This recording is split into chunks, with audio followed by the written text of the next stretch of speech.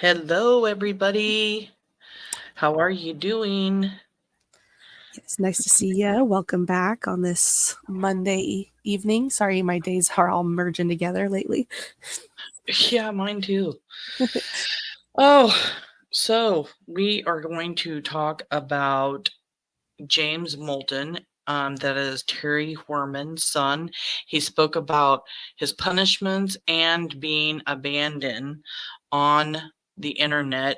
And there is a little bit of an update on Michael Vaughan. And we'll go over the update first.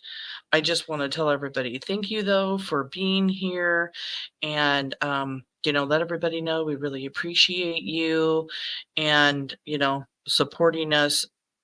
Everybody that's been supporting us, we're feeling it. So I hope everybody's having a good Monday. My day kind of started off a little bit slow, but yeah. How's your week? How did your weekend go with family?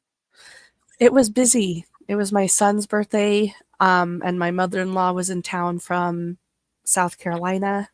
So of course, when someone travels that far to visit you, we tried to make it a really special weekend with it being my son's birthday and her being here. So lots of memories were made.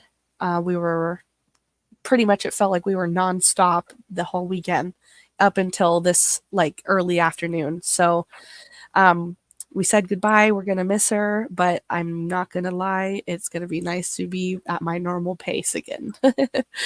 I know whenever you got company around or visitors or stuff, it's like everything changes, your schedule's completely Yeah. thrown off and all that stuff. I know it's like that for us too when our oldest comes into town and stuff.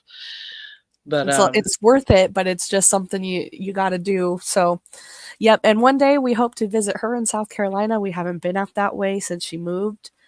So maybe in the summer, that's kind of what we were planning is like, hey, let's swap places. You can be the host. oh, that'd be fun. Yeah. Nice. Welcome everybody in. I'm starting to see some people showing up. If you guys have any questions, drop them in the comment section. We will be happy to answer any of your questions. So James Moulton is Terri Horman's son. Hi, Chuck. Nice to see you. Yes. Um, Hello. And James, just so you know, he's a adult. So he's Terry's grown adult son. He was, I think, 16 at the time when Kyron disappeared. Um, and yeah, so yeah, we just wanted to go over some of his public comments about how he feels, how his relationship is with his mom from his own words. And yeah, I think it's kind of important, especially with someone as close as Terry's own son, that we do consider what he's saying about her, her credibility, the things that he went through with her, and all that. So this is a little glimpse into that. yep. Yeah, I am excited to see everything. I mean, I went through a lot of it, but not all of it. And I know some things I'm like ready to share and get that out there because it's just so telling Yeah. what he says about his mom. And what's even more telling is the fact that he does not even call his mom mom. Yeah. He They don't calls have a his great mom relationship. Yeah, he calls his mom Terry. I noticed that, like, in almost all of the, stuff, he was just saying Terry, Terry, Terry. He never refers to her as mom. I've never even seen him do that, like, on his personal Facebook when we were friends. Hmm. So, yeah, that's just kinda telling. It is. I agree. I think that that shows a distance. Um, and yeah, will show the comments here shortly, but yeah, he makes it pretty clear that they don't have a good relationship. And James, I have never been friends with him. Samantha and him have their own history. But yeah, these comments I found online while just researching Kyron stuff, they started coming up. So I started just kind of going down this trail, and I kind of wanted to follow it till I couldn't any longer. Um, I've only personally spoken to James once when I reached out to him through a message to ask him about something that Terri had said back in 2016 on the Blink on Crime blog comments. And we can talk about that later too. But yeah, just all interesting. Taylor just happened on. Is this new info? We do have new information Yes. on the Michael Vaughan case. He disappeared July 27th of 2021 from Fruitland, Idaho. Matter of fact, we can just go over that real quick. Because it is going to be quick. It's not a huge update, but it is an update. Thank you guys all for being here. Hello, Zane. Nice to see you. Yeah, let me pull this up here.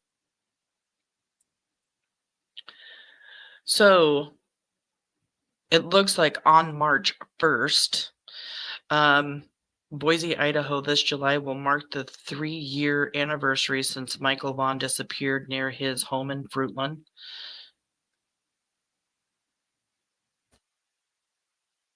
For several, whoa, I didn't know I didn't pause it. Let me back up here.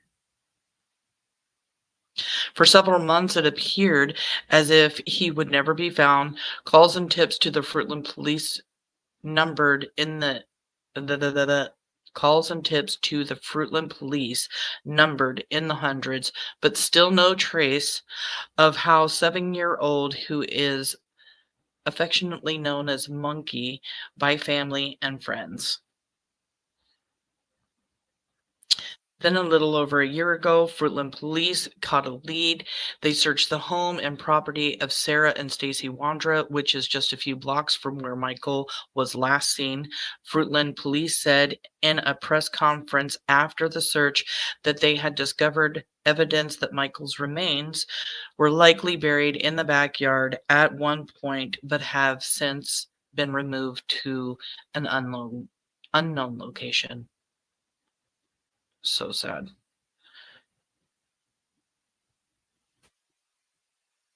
Sarah Wandra was arrested and charged with failing to report a death to the coroner, but those charges were dropped shortly after. She has been serving time for unrelated crimes since then. Fruitland police forwarded the case to the prosecutor, saying they believe there is enough evidence to show that Michael's remains were on the property at one point. Fruitland Police Chief J.D. Huff tells KBS 2 that our case is in the hands of Payette County prosecutor. Our investigation is ongoing. The entirety of the case, as well as tips and leads. What is that last sentence there, Kalia? Could you read that? The entirety of the case, as well as tips and leads, are still coming in and are being worked. So it's pretty much saying that more information. I think what happened is this last summer they handed information over to the prosecutor, and now they're saying more information is being handed over to the prosecutor. We know that Stacy Wandra, we know that Brandon Shirtliff were all over YouTube doing interviews and everything else, which means they collected a lot more evidence in this case, which I'm sure they want to use. So I think they're just taking even more information and giving it to the prosecutor is how I'm seeing this. What are your thoughts on it, Kalia?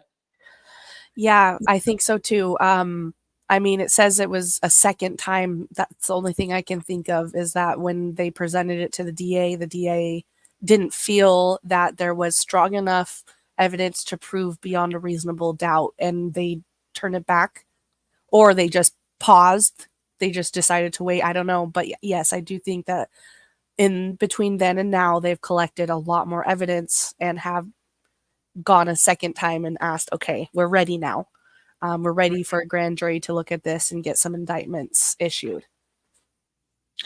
Yeah, and then this article says after nearly 3 years, the case of missing Michael Vaughn is being forwarded to the Payette County prosecutor. And this was on March 1st, 2024. And it says the case of missing Michael Vaughn of Fruitland has been ongoing for almost 3 years, and now the case is being handed over to the Piatt County Prosecutor's Office. According to KBOI, Fruitland Police Chief J.D. Huff has forwarded the case to the prosecutor for the second time, saying they believe there is enough evidence to show that Vaughn's body was once buried on the property of Sarah and Stacy Wandra. About a year ago, Fruitland Police said in a press conference after the search that they had discovered evidence that Michael's remains were likely buried in the backyard at some point, but have since been moved to an unknown location. And then I added to this a little bit just to show everybody that this is what was said in July. So in July 2023, just this last summer, 2 years have passed since 5-year-old Michael Vaughan went missing from his neighborhood in Fruitland. His mother, Brandy Neal, has to work on the mark of his disappearance, but that didn't mean she has lost focus on her blonde-haired, blue-eyed son, who is nicknamed Monkey. Michael was last seen near Southwest 9th Street on July 27, 2021, wearing a blue Minecraft t-shirt, dark blue briefs, and blue flip-flops. Neal has worn her feet to the bone, scouring every inch of the rural town looking for her son, she said. That's the truth, too. She is always out there getting flyers hung up. She goes back, takes them down, puts up new ones. She's even been trying to get some laminated. This says, even though it's been 2 years, Neal still has faith this case will come to fruition. It will all come to light, she told KTVB reporter in a phone call. It's coming. Fruitland Police Department said on Thursday via Facebook they have submitted a case to the Piatt County prosecutor along with probable cause affidavit in this case. A prosecutor would review the probable cause affidavit and decided whether or not to take the case before the judge. If there is enough evidence, the judge can issue an arrest warrant. So, yeah, that's the update on Michael Vaughan. Let's all send out a bunch of prayers to Brandy and Tyler and just, that this is going to go down, that indictments are going to be handed out, that, the judge is going to see this and say, okay, it's time to make an arrest. I know I want to say something big happened in December, but I'm not sure what it was as far as like evidence coming forward or something I heard through the grapevine. So hopefully, something happens. The judge can send out these indictments and, they get some peace and some justice for Michael. Right. Long overdue. Yeah. And I just want to throw up the Fruitland Police Department's phone number if you have a tip on Michael Vaughan, if you know anything about his case, or the 4 people of interest, which are Sarah Wandra, Stacy Wandra, Brandon Shirtliff, and Adrian Lucian. Please contact the Fruitland Police Department. No tip is too small. The telephone number is 208-642-6006, and you can also email findmichael@fruitland.org. It's really important, you guys, especially right now, to get those tips out there if you know anything. So please, if you know anything, help the family, help Michael, and help bring this family some justice. Thank you for all the hearts and the monkeys. Hello, Callie. Wish they could find something to arrest Brandon for. He'll be the first to flip. I totally believe that too.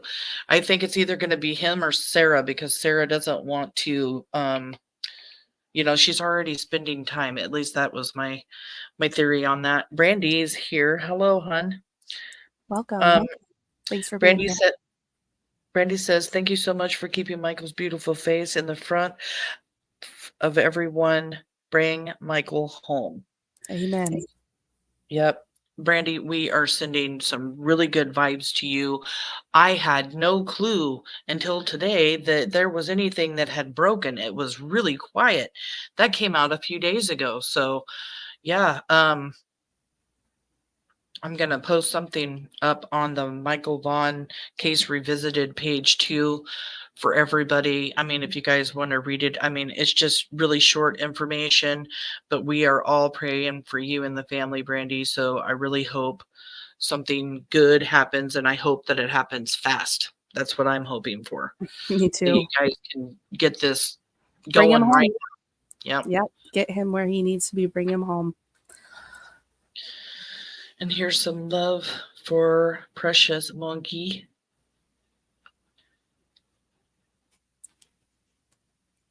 We have lots of comments, and as we kind of transition to our next topic, this kind of is a random topic for Kyron Horman. A lot of people might not know this much information or haven't researched this far into Kyron's case.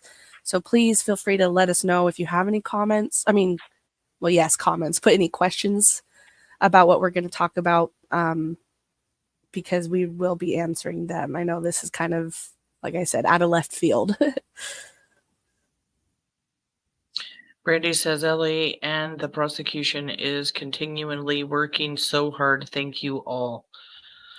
That's always amazing to know you can have full faith in your law enforcement team and that they really are, you know, that just is amazing.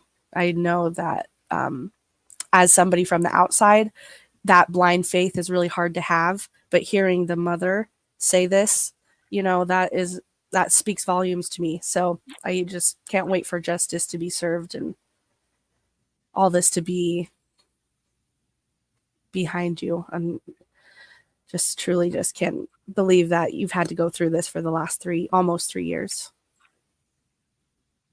Justice for Michael, justice for Kyron. Amen.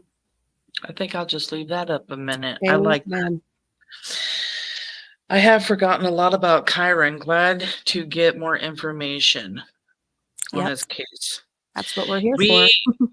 We dig and dig and dig and dig, and I am still shocked sometimes when we can find things that we've never seen before. And tonight, there are stuff that James has said that I have never heard or seen before. So I'm really glad to get out some new information because Kyron has been missing for 13 years.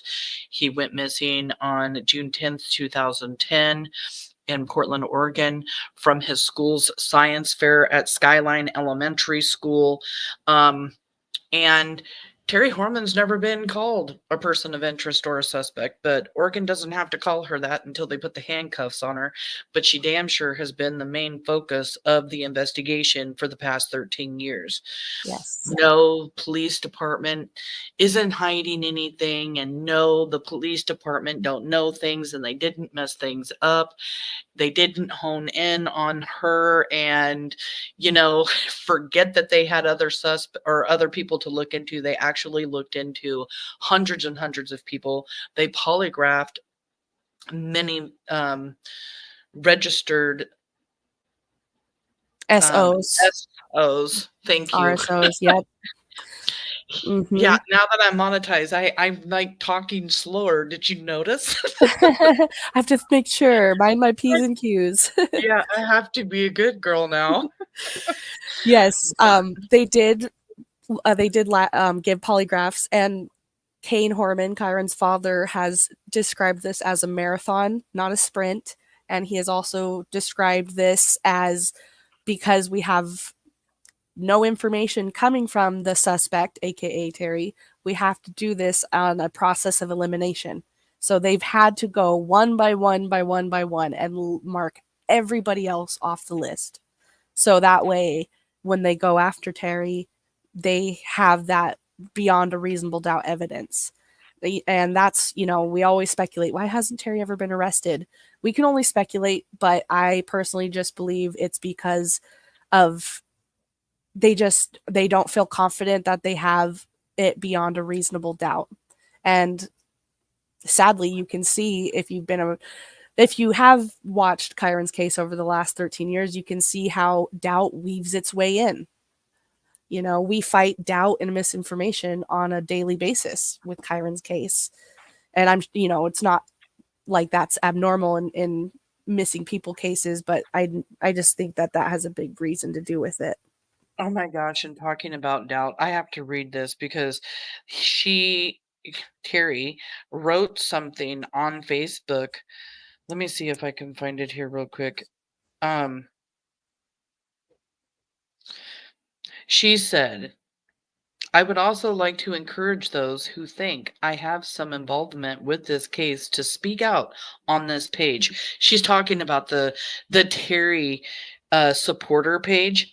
Your opinions are valued and your thoughts may be the aha moment needed.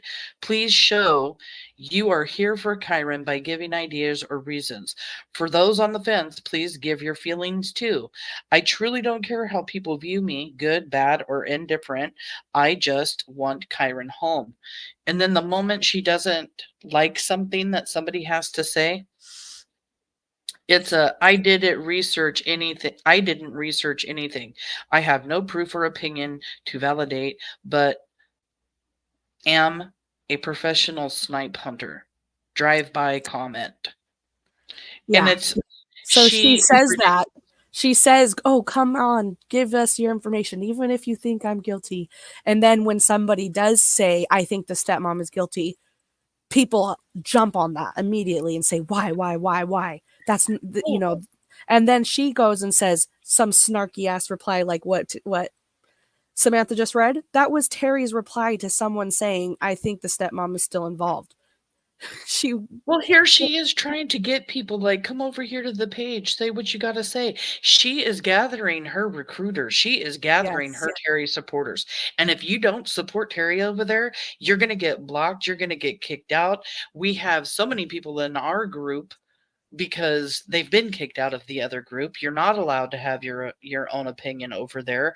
But it's like now it's a recruit game for her. I couldn't believe this comment that we were sent in our admin chat today because I was blown away. I was just like, "What?" Now she's Yeah. like calling all Terry supporters, do do do do do. No, I am sorry. Honestly, Samantha and I could talk for hours about just Terry's comments and how she's contradicted herself over the years because I have, we've done probably a 3-hour live going over the comments with Blink on Crime, who is friends with Terry, and now she's contradicting everything that Blink on Crime used to say. But she was friends with Blink on Crime back then. Why wasn't she correcting her back then? Because she goes with whatever suits her. She follows whatever makes her not seem guilty. She's going to cling on to that. And even though she says, ask those questions, go ahead and say, if you think I'm guilty, you don't know what might be the aha moment.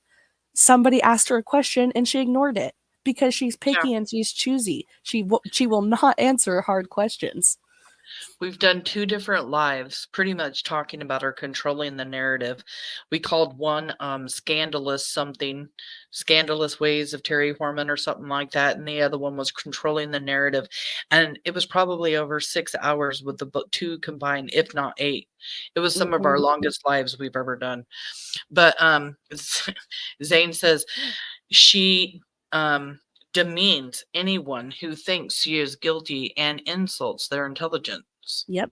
Or she'll Yep, go to your every chance Facebook she gets. profile and she'll like love something on your profile that's public and then like make a comment to it. Like she's been really creepy and Facebook stops people and been like, "Oh, I see that you live here. I used to live there and my dad was the principal at the school." And it's like, "Dude, that's weird." And Well, and yeah, she's especially doing for it to intimidate people. especially somebody that, like, does murder for hires. You actually found the comment over on World Soldiers, what I had said, she had came over and put a GIF over on my wall on my old Facebook, and now I got my stuff in lockdown, Yeah. like, in lockdown. Mhm. Yep. It's what she does. And, it's funny. I'll just make a comment here. If you are somebody that's in our group, if you're someone from the other group, Terry swears up, down, and sideways that she doesn't have a fake profile and she only has the one.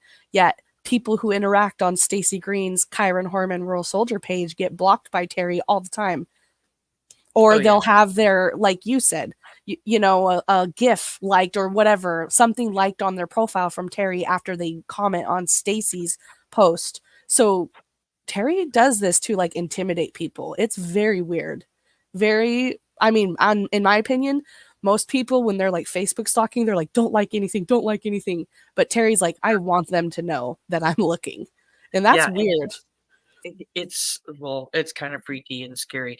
Chuck says the Suzanne Morph, I don't know if I'm going to say this, Morphew case, the DA had to drop the husband Barry because it was not enough.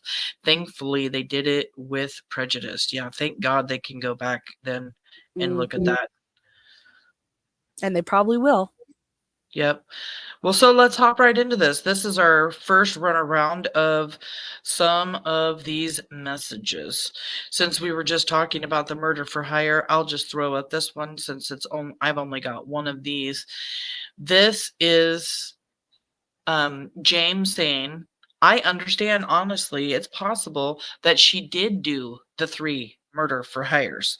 So it makes sense that someone would be concerned with their information being shared. This comment is being made to me because I was sharing some information. I thought the information that I was sharing with James was being shared with his mom, and it was starting to freak me out a little bit. And I was just curious to know, like, should I worry? Should I not worry? But here he says that it's possible that she did do 3 murder for hires. And in case everybody doesn't know, there's 4 murder for hires. Desiree says that there were 2 on Kane. We all know about the one that was in the public when he left, filed for divorce, filed for domestic violence. A restraining order against her. Order against her. And then took the baby and left. But there is another, according to Desiree, and we know about the murder for hire in 1990s on her ex-boyfriend. He's actually came to Portland, testified in front of the grand jury in 2017, and now we know because we have spoken to a Kyron Horman advocate. Yeah, that says that she also wanted to put a hit out on Stacey Green. And that's according to Terry's ex down in California. So, yeah, 4. So, she needs to have cuffs on before she hurts somebody. It's just how I feel. The more you find out about her, the more I'm just like, she needs to, before she hurts somebody. She really does. And then here are these emails. I started from the first one. I don't know if you'll be able to read it from here or not. You might have to open up the emails and go down to. I think I can make do from here. So these are just a fluid conversations. These are public comments on a public Facebook page, and the topics change. So I will do my best to try to keep people up to speed what he's talking about if I didn't include the replies. But he's replying to someone saying, I haven't seen her in years. What are you going on about? You do understand that we live in different states and that I have my own place, right? She and Dee Dee haven't seen each other in over a decade, I believe. Yes, it's my spring break and we're meeting later this week. So he's replying to a couple people who are kind of saying, you're defending your mom. You're here to defend your mom. And he's saying, what are you talking about? We live in different places. I don't even live by her. And Kyron Horman World Soldiers had asked him if he was going to go speak with the detective on Kyron's case. And he said, yes, it's his spring break. They were going to meet. And they did have a meeting. And another reply, I didn't include Caitlin's message, but James replies saying, well, for starters, I don't think that she was jealous of Kyron at all. Also, she showed nothing but care about him and his future from my perspective, growing up with them over about 7 or so years that I was in the house. She doesn't have any mental health issues that I'm aware of. I also don't think the murder for hire was true. Otherwise, they'd have her in prison for that, you'd think. It's separate, so they wouldn't have to worry about it conflicting with charging her for unaliving Kyron, if that's their concern. I don't personally care who did it. I just want to find Kyron, so I don't have any reason to attempt to protect her, as that would go against what I want. If you choose to believe she did it, that's fine. But you did more accusing than actually asking questions. It's not a coincidence that they haven't seen each other. They haven't seen each other since Dee Dee stayed with her, I believe. And then he goes to Stacy Green, Kyron Horman, World Soldiers, again replying saying, I'll make sure to let everyone know how the detective meeting went. So he's again replying about somebody accusing him of defending Terri.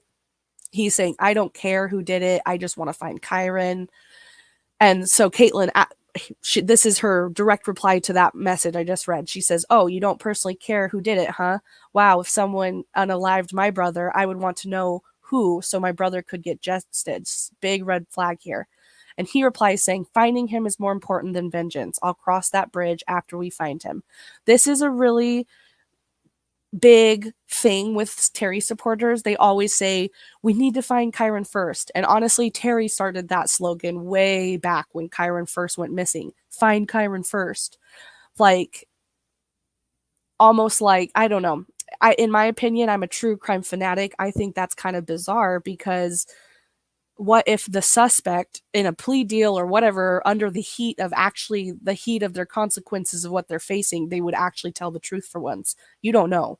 So, and Kyron, whether or not he's going to be found or not, we don't know. If they made absolute sure he would never be found, we don't know. So why doesn't he still deserve justice? I mean, he's had 13 years of his life, almost 14 years of his life. Nobody knows where he's at. His family's deprived of him. Who knows if he's safe? And he doesn't deserve justice. I just think that's very bizarre. And I'm sorry if that offends you, if you hold that same opinion, but Kyron deserves justice whether he's found or not. Somebody took him, and that person needs to be held accountable. Exactly. Yeah, I mean, the way that they are constantly like, Kyron needs justice. Let's find Kyron. Let's find Kyron. I mean, it goes on and on and on. And I actually never noticed that James himself gets on this train and toots Terry's horn too, because, he does. He needs justice. It doesn't matter how long that it's been. Yeah. He deserves it now. He deserved it then. Yep. And, somebody took him, and that person needs to be held accountable, and Kyron needs justice for that. It's just, we just don't know what that person did after they left. That doesn't mean that we just forget about it until we hope we find him one day, Right. So, following on that same conversation, he's going on again and replying to that same person saying, I haven't seen her in, oh, actually, it's the same page. Never mind. I thought we switched pages. My bad. Do you want me to switch pages? Yes. You Go let to me the know. next one. Okay. Go to the next You're in page. control of this one. So, he's replying back to her saying, well, for starters, I don't believe he is unalive. So the whole bring his person to justice doesn't apply to my way of thinking until I see evidence otherwise. I personally believe that it was human trafficking, since Portland has the highest rate of juvenile trafficking in the US. With that, I believe it was likely some sort of organized crime, since he disappeared seemingly without a trace, which doesn't scream amateur to me.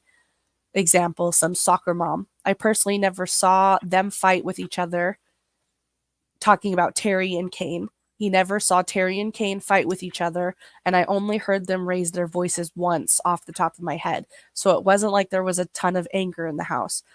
The sources here on the page are a little biased, since they come from Stacy, the admin, who wholeheartedly believes that he's unalive, and Desiree, who hated Terri since day one, apparently, since she stole her man, Kane. What other instances are you talking about where she acted up? I haven't looked into the restraining orders besides that one with Kane and Terri that they have against each other, so I can't input much on that.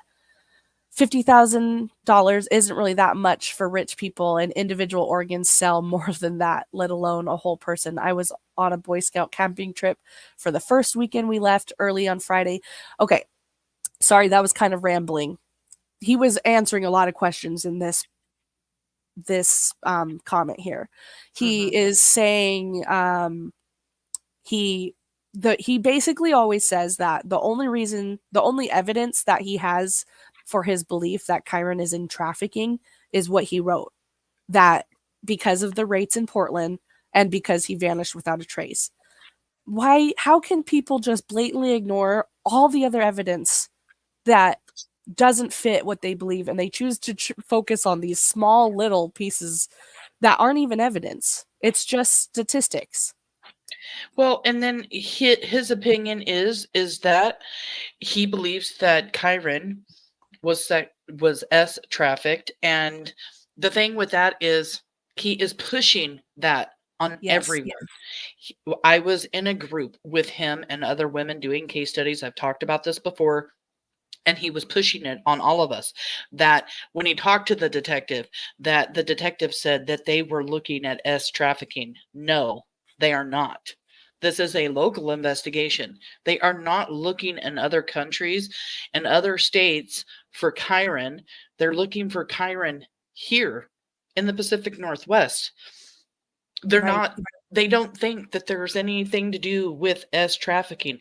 Now, if a solid lead, something that they could prove, came in, the detective told me that they would definitely be going out and checking it out. They will always go and check out a good lead. But I was told by the detective that that's not their focus. That's not what they're doing. And it just ticks me off that he wants to push this S trafficking, because we get it all the time in our group. We get it when we're talking about it on YouTube and in the comment section, or even in the community. People are saying, oh, I think he was S trafficked. I think he was S trafficked. There's no money trail to prove that. I mean, no money trail. There is nothing whatsoever to prove this. Ellie has said that their focus is on Terri Horman. They don't believe this was any kind of an abduction. Right, exactly. So it's just made up for their own, I guess, protection. I've shared this before on the Michael Vaughan case and how Brandon Shirtlift's mom seems to protect him. And I believe that human nature is to use denial as a form of protection. And I feel like James is in some deep denial about his mom, because he is able to recognize that she's not a great person. And we'll get into some of those comments. But then he also says stuff like this, like he ignores all the evidence against her and then just decides to believe that it was S trafficking when it's just based on a statistic, Right. And I mean, he has the source. He can literally ask the source, and he's made it abundantly clear, I'm not going to ask her. And I don't know why. Except I hope in the deep of my heart, I hope people are good, and that it's a form of denial versus willful protection of, someone he knows deep down hurt his brother. And something else I'd like to point out, like he's saying here in these comments, or when he's writing out this, that Terri and Kane didn't fight. And we're always getting all the time, like, Kane should have done better. Kane should have been watching Kyron better. It's Kane's fault for letting Terri in his life. It's Kane's fault for not doing something sooner. Let's not forget, Terri didn't start acting strange and unusual and having this weird, whatever feeling she was having of hatred towards Kyron until the year before he went missing. She was suffering from postpartum depression. Yeah. Thank you, husband. And, taking depression medications, and she started drinking heavily. Ask yourself, how long would you give your husband or your wife the benefit of the doubt and try fixing things? Would you let it go on a couple months? Would you let it go on a half a year? Would you let it go on for a year? And the night before Kyron came up missing, guess what they were discussing? Getting a divorce. So, I mean, in my personal opinion, I just don't think Cain didn't do anything. I think he was trying as hard as he could to make things work, to figure out what was going on, giving her the benefit of the doubt, help making sure antidepressants are working and everything else. And then when it just got worse and worse, I just think he was ready for it to be over too, which is why they were discussing a divorce. And I Right. just had to say that because here you have James, 16 years old, living in the house, saying they didn't fight, they didn't argue, and he really respected Cain. He Yeah. loved him like a father. Cain was literally the only man in his life that ever acted like he gave two shits about, Yeah. James. Other than his grandparents. Yep. It's Cain and his grandparents. Those seem to be the stable people in James's life from an outsider looking in. Mhm. I also want to address what he writes here about saying how, again, is James the root of this, or did Terri give this to James? I don't know. Where it says, and Desiree, who hated her since day one, apparently, since she stole her man. That is another just lie and misinformation that people want to spread, that the mother of a missing child is so clouded by hate, of jealousy, of something that happened freaking what, 2+ decades ago, that she would rather hold on to that hate and jealousy than look for the actual person who took her son. That is ass backward thinking to me. Sorry if that offends you, that's just stupid. And two, it's not true. Terri and Desiree were never friends, but they were co-parenting just fine. They were emailing. They weren't friends. They didn't necessarily love each other. But when Terri called Desiree, she didn't ignore the phone call. She was, like, they were co-parenting just fine. There was emails between them. When that day Kyron disappeared, Desiree, looking back, realized, oh, the way Terri was emailing me, super short messages, was a red flag, because she normally goes on these long, lengthy emails. They didn't have like this horrible, contentious relationship. And you can see that Yeah. in Terry's old Facebook. They were doing things together, co parenting. They were inviting Desiree's other son to be involved in family things. Like, it was a blended family. So it is dumb. It's a dumb excuse, and I hate that here is somebody's is writing it like it's fact. Yeah, and there's even pictures online of Desiree with Kitty, the baby. Yeah, Um, exactly. and pictures of them all together, birthday parties and like going places and doing things. Desiree wanted the truth. And when she thought Terri was the person to be interested in, that's why her focus went there, not out of hatred, but because that's where it pointed to. Because Terri changed her story constantly, because she couldn't give out a timeline correctly that day, because everything she said either changed or was a lie. That's why Mhm. she looked at Terri. And then continuing what he's saying, what other instances are you talking about where she acted up? I haven't looked into the restraining orders, because besides the one that Cain and Terri have against each other, so I can't put much input on that.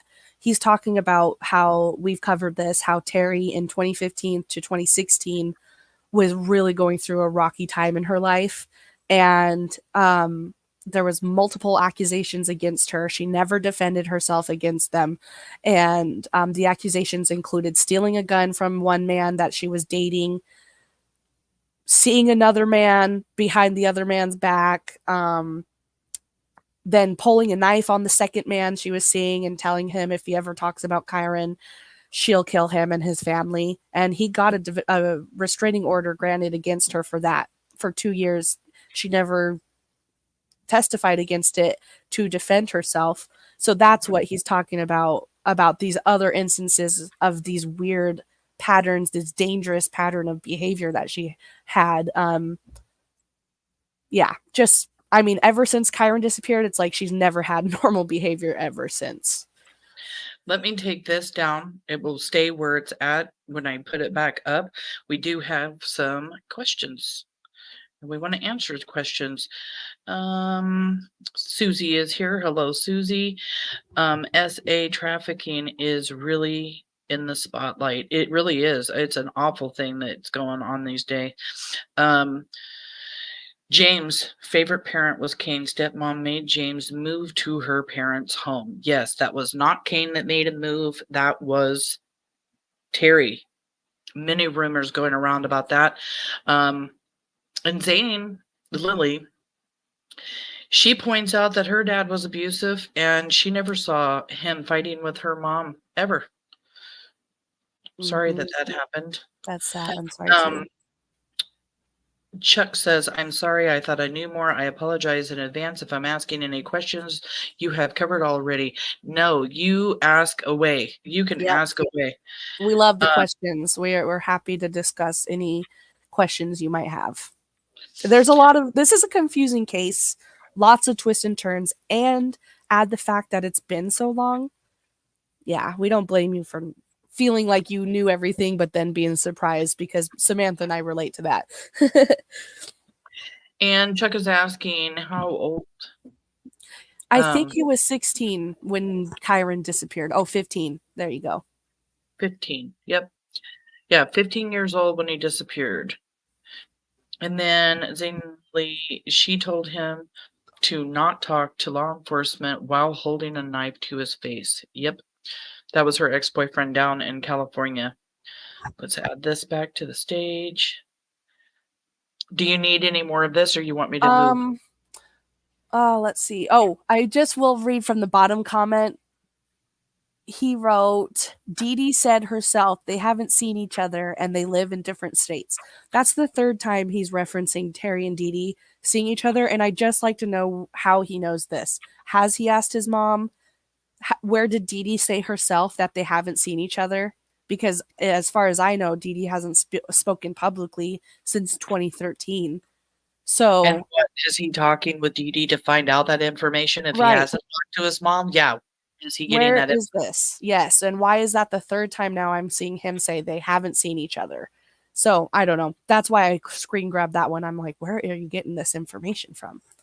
But Well, yeah, go ahead and move on. I do think that he was listening. Like I said, like all of these other people in this group that we were all in, you know, doing the dirty work for his mom and collecting all of these people to come up with different scenarios that could have possibly have been for, you know, Kyron's disappearance.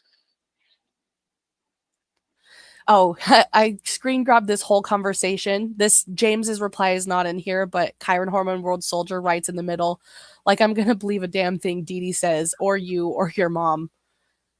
I thought that was funny because it's like, again, where did he talk to Dee Dee? Like, is your source Dee Dee? Yeah, very strange. And then somebody replies and says, ask yourself this. If your mother is innocent, why did she abandon your sister? Her attorney said that she is remaining silent to preserve her freedom.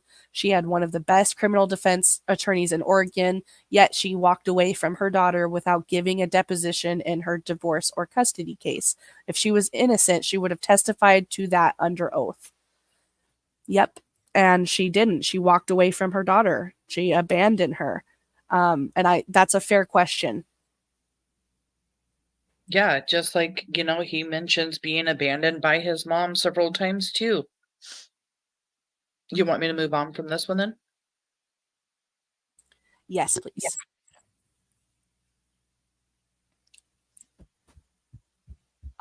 Somebody asked, or Kyron Horman, World Soldiers asked, does she still have the attorney? If so, why, if she's innocent? And James is replying saying they wouldn't need a body to prosecute her for most of the things claimed on this group. So I don't think that finding him is relevant for that. If she did it, I think they would move forward with it, and they maybe tried to negotiate a plea deal to reduce her sentence. However, they've continued to not arrest her, which makes me think they don't think she did most of those things. What kind of logic is that? It's like, okay, because they're not arresting her, well, she must be innocent. Like, that makes no sense. Yeah, you have to collect evidence. That's what they do. You know, there's a lot of circumstantial evidence in this case. A lot, a lot. I really, just like Desiree has said 1,000 times, they're waiting for that one. That one. And every single year that goes by, technology gets a little bit better and a little bit better. And the computers, the telephones, everything that they have taken, I believe technology will eventually, you know. Yeah. I grabs agree. something like that. But then you're also hearing that there's evidence that Dee Dee unalived Kyron for Terri because she was in love with Terri. Oh, So, right. And you you know know, what? there's We that. we talked about that, and that's new-ish information. And these comments are pre this that information coming out. So Right. these comments are all before Mhm. Kyron Horman World Soldier was ever saying that Dee Dee's the one who did this for Kyron, and that there's evidence that Oh proves it. my gosh. Hey, Leah, What? you know what just dawned on me? Huh? You know, our little I'm sorry, you guys, because this just dawned on me and I have to say it.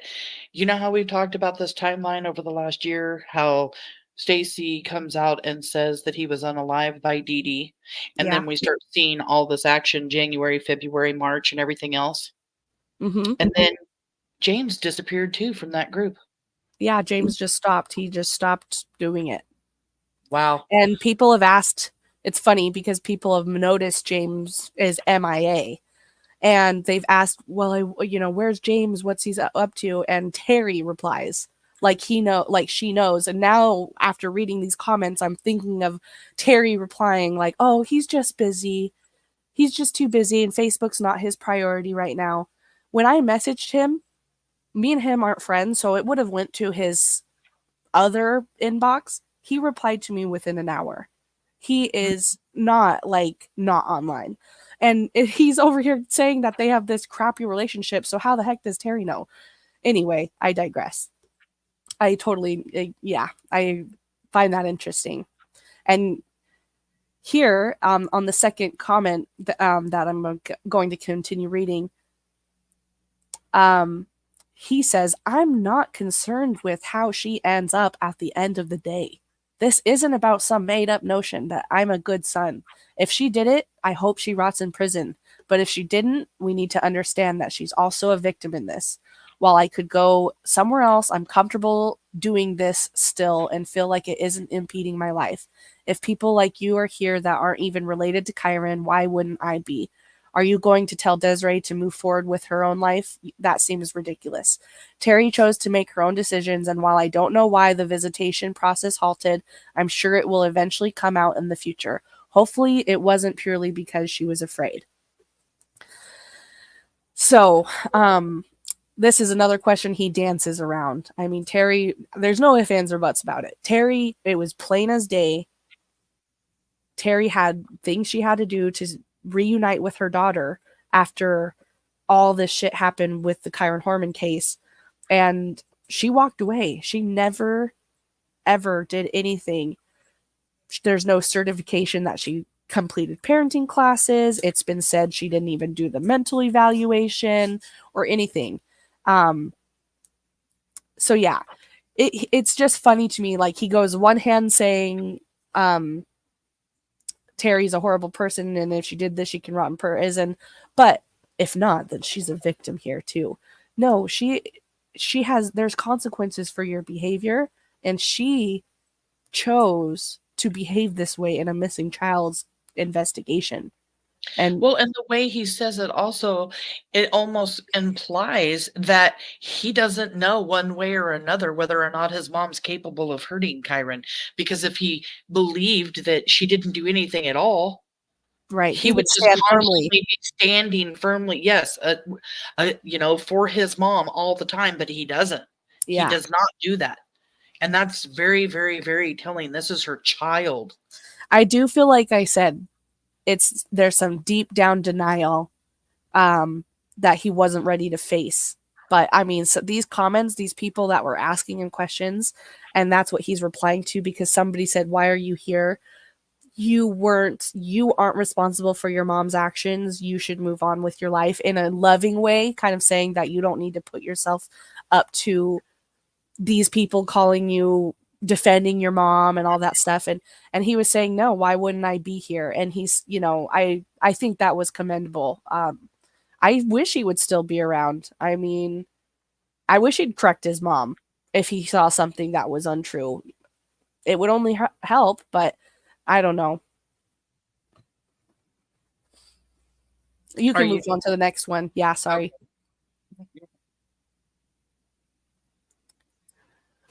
Okay, I included these because there is a rumor that Desiree has said that the DA, Mike Schmidt, the Multnomah County DA, he has refused to meet with Desiree. And then he goes and does an interview and says that he has offered an interview, but Desiree is the one who declined. I would just like to remind everybody, he's a politician in an election cycle.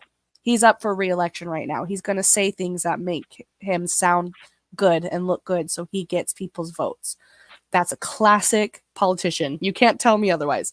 And B, here's James saying they won't talk to anyone, including me or Desiree. So this he confirms it. I was shocked when I read this earlier. Yep, this was 2022, a long time before all this drama came blowing out. James is saying the DA won't talk to me either. He won't talk to Desiree, won't talk to me. I've been calling every week to set up an appointment. Okay. Please, let's get this posted in our Kyron Horman group too, because this needs to be addressed in the group, because they've been posting, Terri supporters have been actually posting about this recently, I saw. So we definitely need to address this with this screenshot. I will. That's why after the live, we'll post some screenshots. I did post one screenshot in the group that we will go over, but I've been saving the rest of these because I do think they're important for people to read, but we wanted to talk about them with all you guys on live. The rest of this comment is, like I was talking about, Kyron Horman World Soldiers had asked James if James had SA'd Kyron, and he's replying saying, that is outrageous and cruel. He's my brother and I love him. Absolutely no, that did not happen. And I did, Samantha and I went back and forth, like, should we black out things that are not relevant or keep the full comment? And we decided to keep the full comment in the context for transparency reasons. It's been talked about a lot by a lot of people. If that is why Terri made him leave the house. Yeah. Is because she knew something like that. Right. And that she was afraid that Kane was going to find out. Yep. Yeah. So, yeah, we kept that in there and he adamantly denies it. And I think it's fair to keep the, because there are a lot of accusations against James. And I think it's totally fair to keep his side of the story is. So that's why we didn't edit any of these out. These are pure taken as they are. This next comment is to James, and she says, Terri can meet with her attorney and the investigators at any time. She is an adult and can defend herself. It is a fact that her attorney said that she is remaining silent to preserve her freedom. Choosing not to file charges against someone doesn't mean there's no evidence and doesn't mean the person is as innocent. That's exactly what we said. Just because there are no charges does not mean there's not evidence and that the person is innocent. You can post anywhere you want, but I feel bad for you. She abandoned you and your sister. Let her defend herself. This isn't your fight. I feel like she is messing with you or messing with your head all over again. I think you're just another one of her victims. And James says, I'm not trying to defend her. I'm just standing up for what I believe, answering questions and dispelling things that are not true. We can move to the next slide. Or, okay, we're going to look at some questions, comments. Zane Lilly, he told him to not look to law enforcement while holding a knife. We've already read that one. Sorry.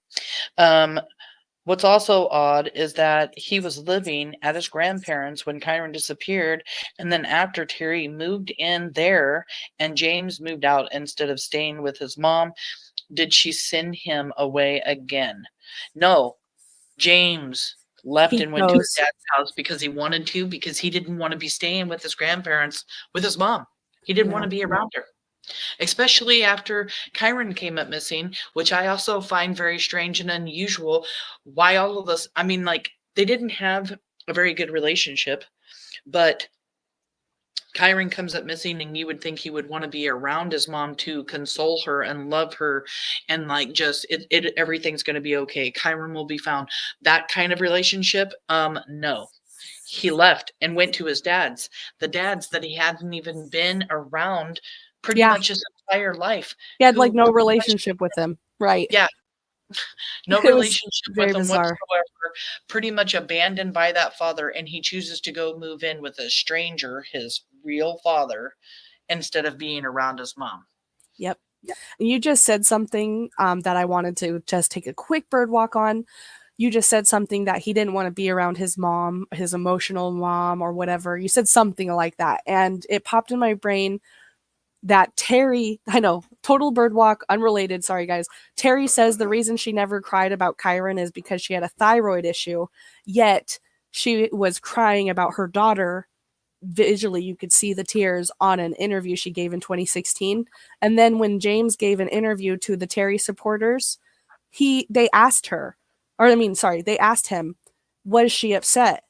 And he said she was unconsolable. She was unconsolable sobbing. So again, it just, to me, that's because she was away from her daughter, not because of what happened with Kyron. She was facing that consequence and that hurt. But it goes to show, if he was seeing that kind of hurt in his mom and she was unconsolable, why isn't he sticking around to be with his mom and console her? yeah, Why is he leaving to go he live with a he stranger, his feels, dad? yeah, he has issues. I mean, not him. He has issues with his mom. I feel like they are deep rooted. She caused trauma to him, and his reaction and how this relationship, it's totally valid. You know, it sounds like she caused a lot of childhood trauma, and we'll get into some of those comments. Oh my God. Yeah. He talks about his punishments. Y'all are going to be floored for real. Zane Lilly says, he said the only reason he doesn't think she did it is because he doesn't believe she could get away with it for so long. But she's got away with it, got away Yeah. with a ton of other stuff. So, yeah, it's exactly. And she has gotten away with so much. And just because somebody has gotten away with someone or with something for years and years doesn't mean they're going to get away with it. You know, we It'll see catch cases them on day. all the time, you know, that aren't solved for 30, 40, 50 years. I really hope and pray to God it doesn't take that long. But if it does, she's still not going to get away with it. And then, more comments here. Not because he doesn't think she would never hurt Kyron, just that she couldn't get away with it. Well, Yeah, she words has matter. gotten away with it for 13 years. And Susie says, I feel like James will always be wanting his mom's approval. I do feel like I mean, That's what happens to a child when they're raised by a narcissist. Yes, exactly. Right. It's yeah. I mean, I've done a lot of diving on my own childhood traumas. And one thing that I've learned is that, yeah, they stick with you. Even if you think you've gotten over them, they still impact your day-to-day decisions. And it's funny to kind of look back and be like, oh, wow, that makes a lot more sense. Zane's like, wow, send me that screenshot. Never mind, got it. You're gonna be surprised. There's more. There's worse where that came from. Yeah. Let's add this back. And okay, so he's replying to that woman, and he's saying, I don't know if that's true or false. That's why I say I'm unsure about those ones. And then mentioned that I've heard that some witnesses claim they saw him in the building later that day. None of us know what is actually true in those circumstances. What I do know, though, is that Stacy has outrageous claims like SA, the abuse, and the story of me taking him into the woods. I have firsthand experience knowing that those are false. I also grew up with all of them, so there's a lot of things I notice as inconsistencies. For example, in the beginning of the book, it says, as a rule, Terri doesn't drive the truck, which, while she might have preferred driving her Mustang because it was more fun, didn't mean that she didn't frequently drive the truck. I'm not claiming that what I know is misinformation is huge news, but it's important to get the facts straight. If the unalive for hire was true, she would also be in prison for that, regardless of her testifying. She also spent the whole divorce saying it wasn't true. So definitely stated it frequently enough to be on record. Again, I'm sorry for these long ones because I'll just kind of break them down. I don't know if it's true or false. I think somebody asked him that I didn't include the comment about the witnesses who say they saw Terri leaving with Kyron that day. So he's saying, I don't know if that's true or false. I'm not sure on those ones, but then I've also heard that some witnesses claim they saw him in the building later that day. That's been cleared up by police. They have determined that Terri was the last person to see Kyron and to be seen with Kyron.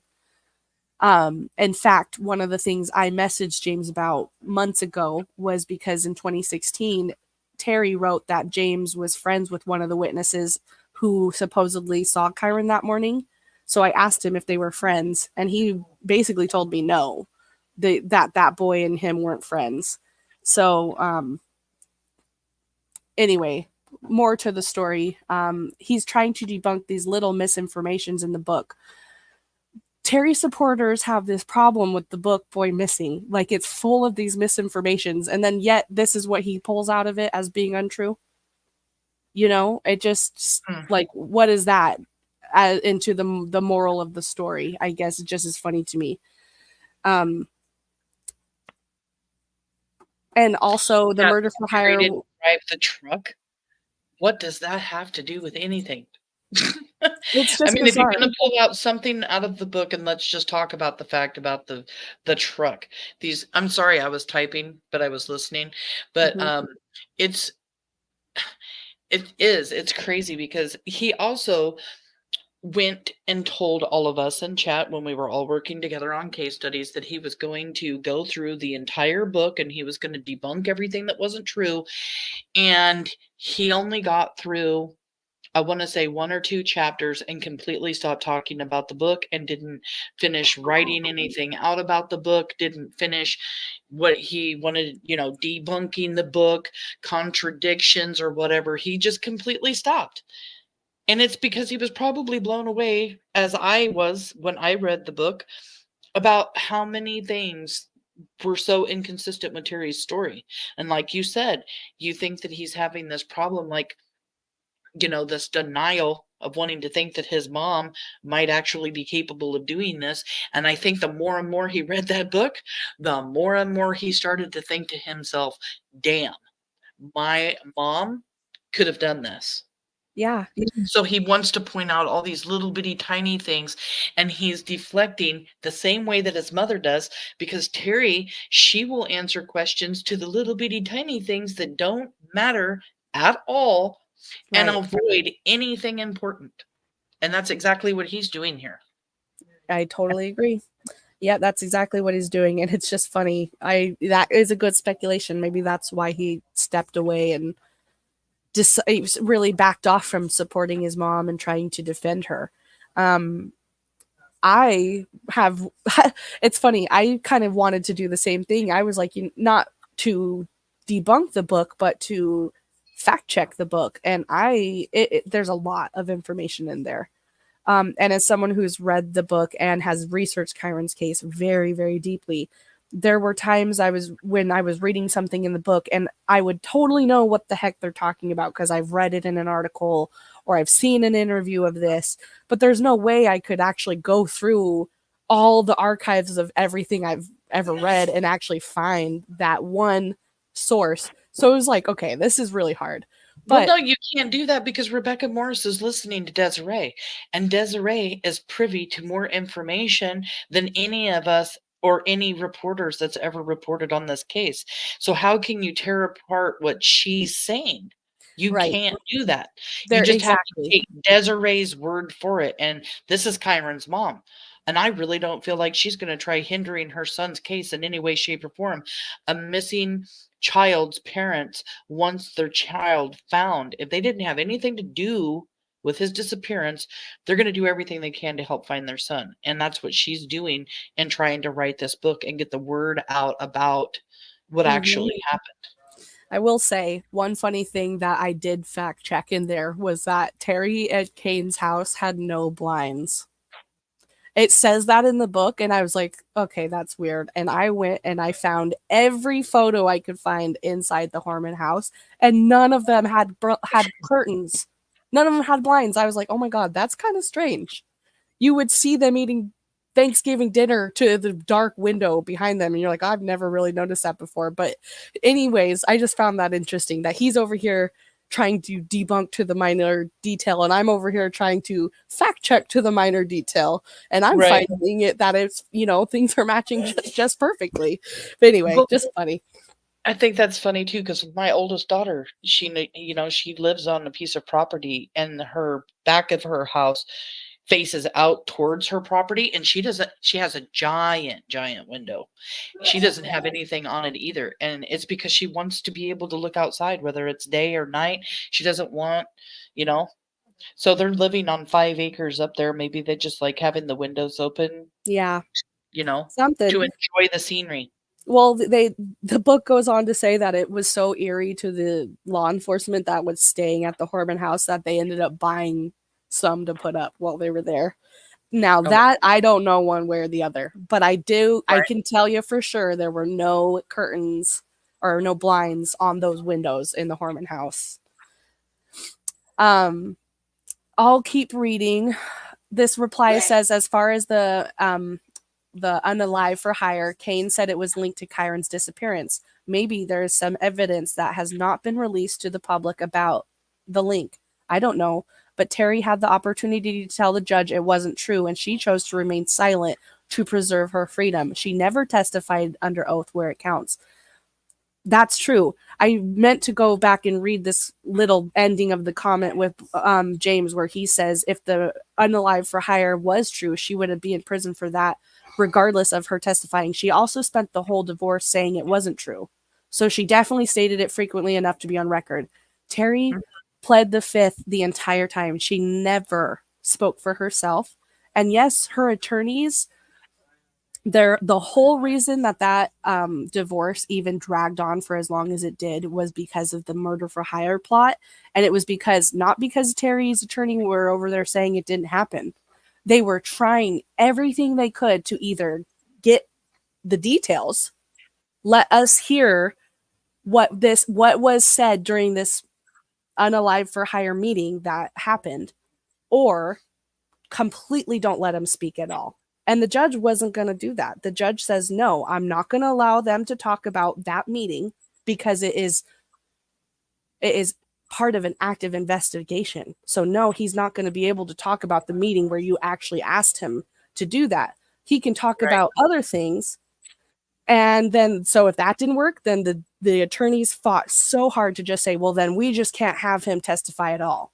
Terri never once spent the whole divorce saying it wasn't true or that she didn't deny it. Never once. She didn't deny anything. She was not testifying to preserve her freedom. And that includes not testifying to the fact that she's innocent. She just straight up did not testify either one way or the other. So Chuck that's is saying important. the mom was in Canada at the time. What was the disease? What was the disease? Did the mom have? Um, she had Lupus, or was it lupus?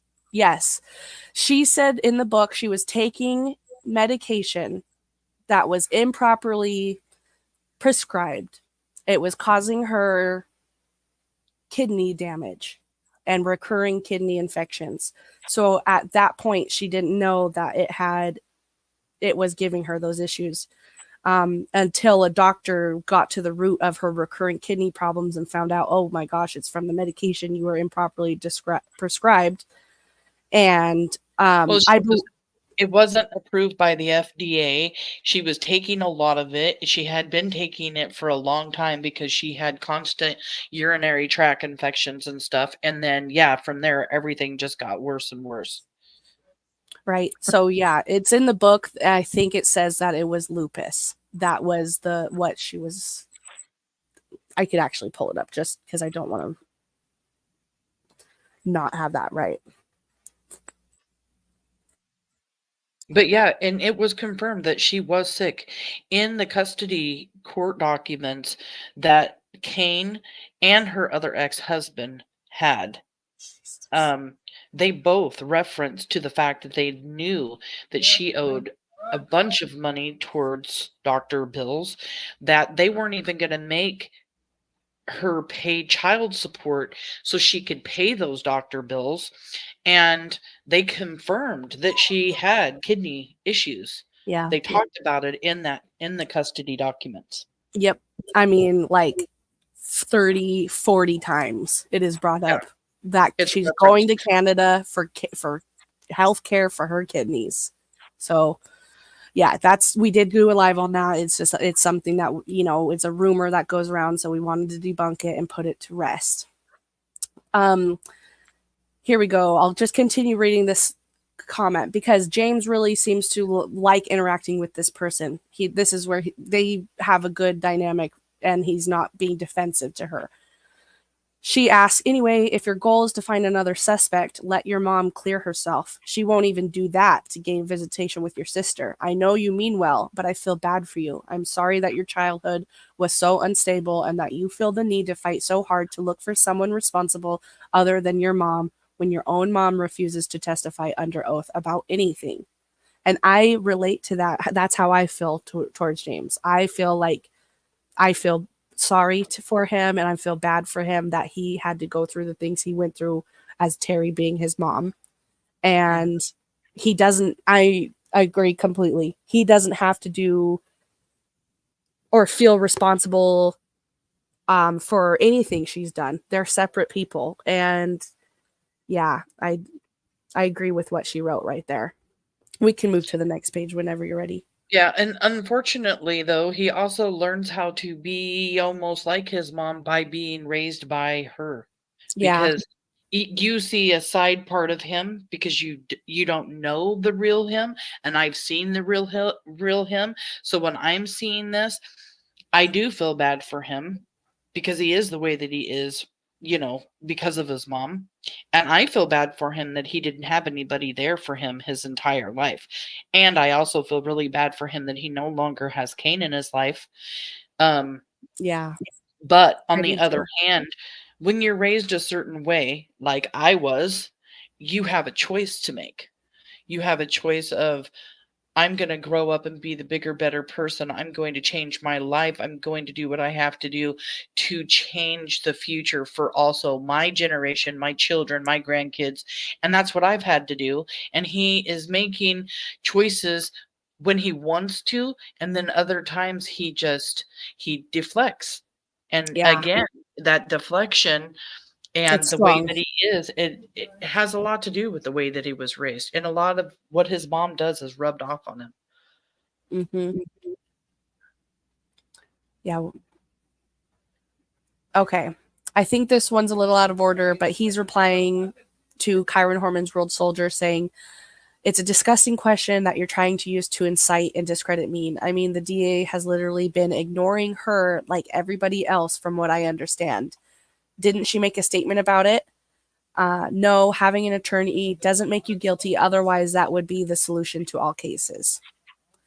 And then he replies again saying, please stop tying me to her like that. I don't appreciate it and it's not true. So he's trying to distance himself from her, saying, don't tie us together. I don't appreciate it. And then to Stacy, again, I think he's saying it's a disgusting question about did he ever essay Kyron? And then he goes on to say the DA has literally been ignoring her like everybody else. So again, it's just that here we go. Confirms that the DA isn't just meeting people willy nilly, and Desiree's, denying that for whatever reason. Did we get all the way back here? Hold on.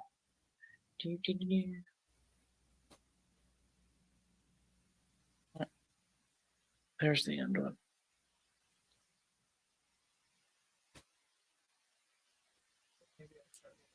Is that the end of this one? It might be. I don't know. Oh.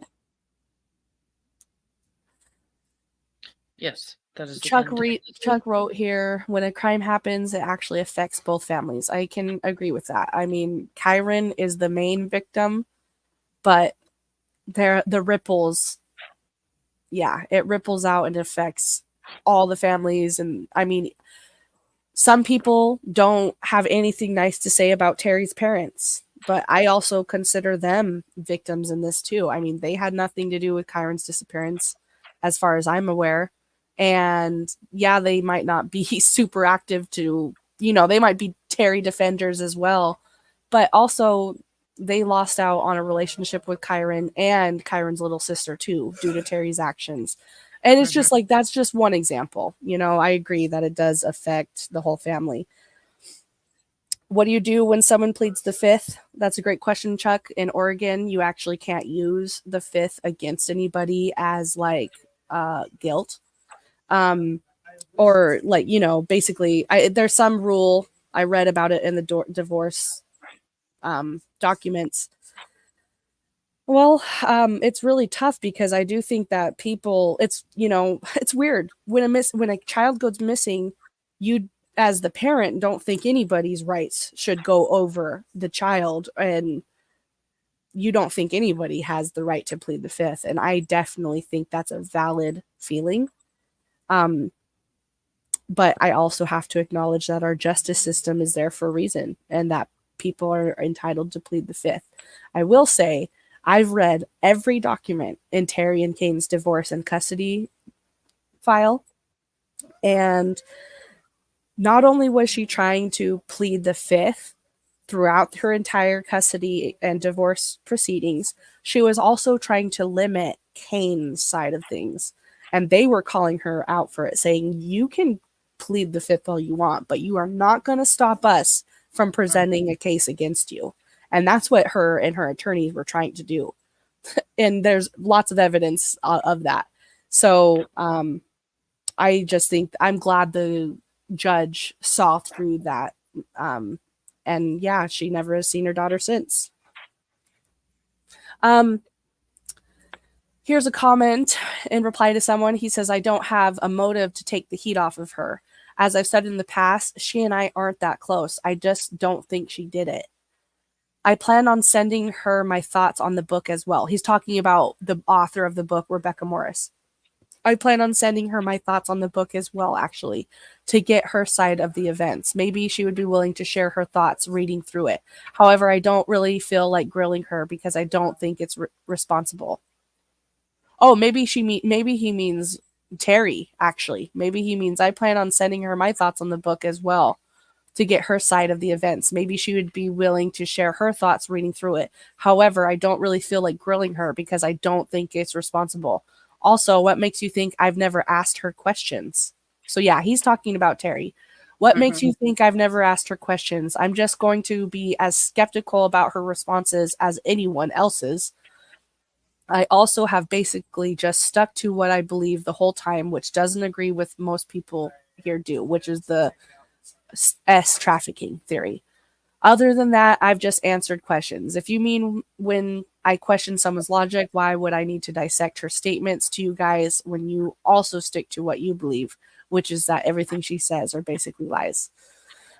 So yeah, he's saying that maybe he did go through the book with her at some point. She has said multiple times that she's never read the book and she never will, but she lies. Right. I don't even think he's gotten through the entire book, honestly, the way that he stopped trying to debunk it or whatever. And if he did, I don't think he went over it with his mom. Yeah. That's my opinion. I I have caught James in lies. So to me, again, I don't believe that he went over with his mom or has plans on doing so, because I don't think his relationship is good enough with his mom for them to sit and chat and talk about the book. Honestly. Yeah. Right. Yep. And he says here, what makes you think I've never asked her questions? So again, that confirms to me he has wanted some things cleared up. There is things in here that is like, okay, that's freaking weird. Yeah, and we used to ask him questions to have him ask her all the time. And then we would get answers back and he would show us, via like the text messages back and forth to his mom to show us like, okay, I asked her this is what she said.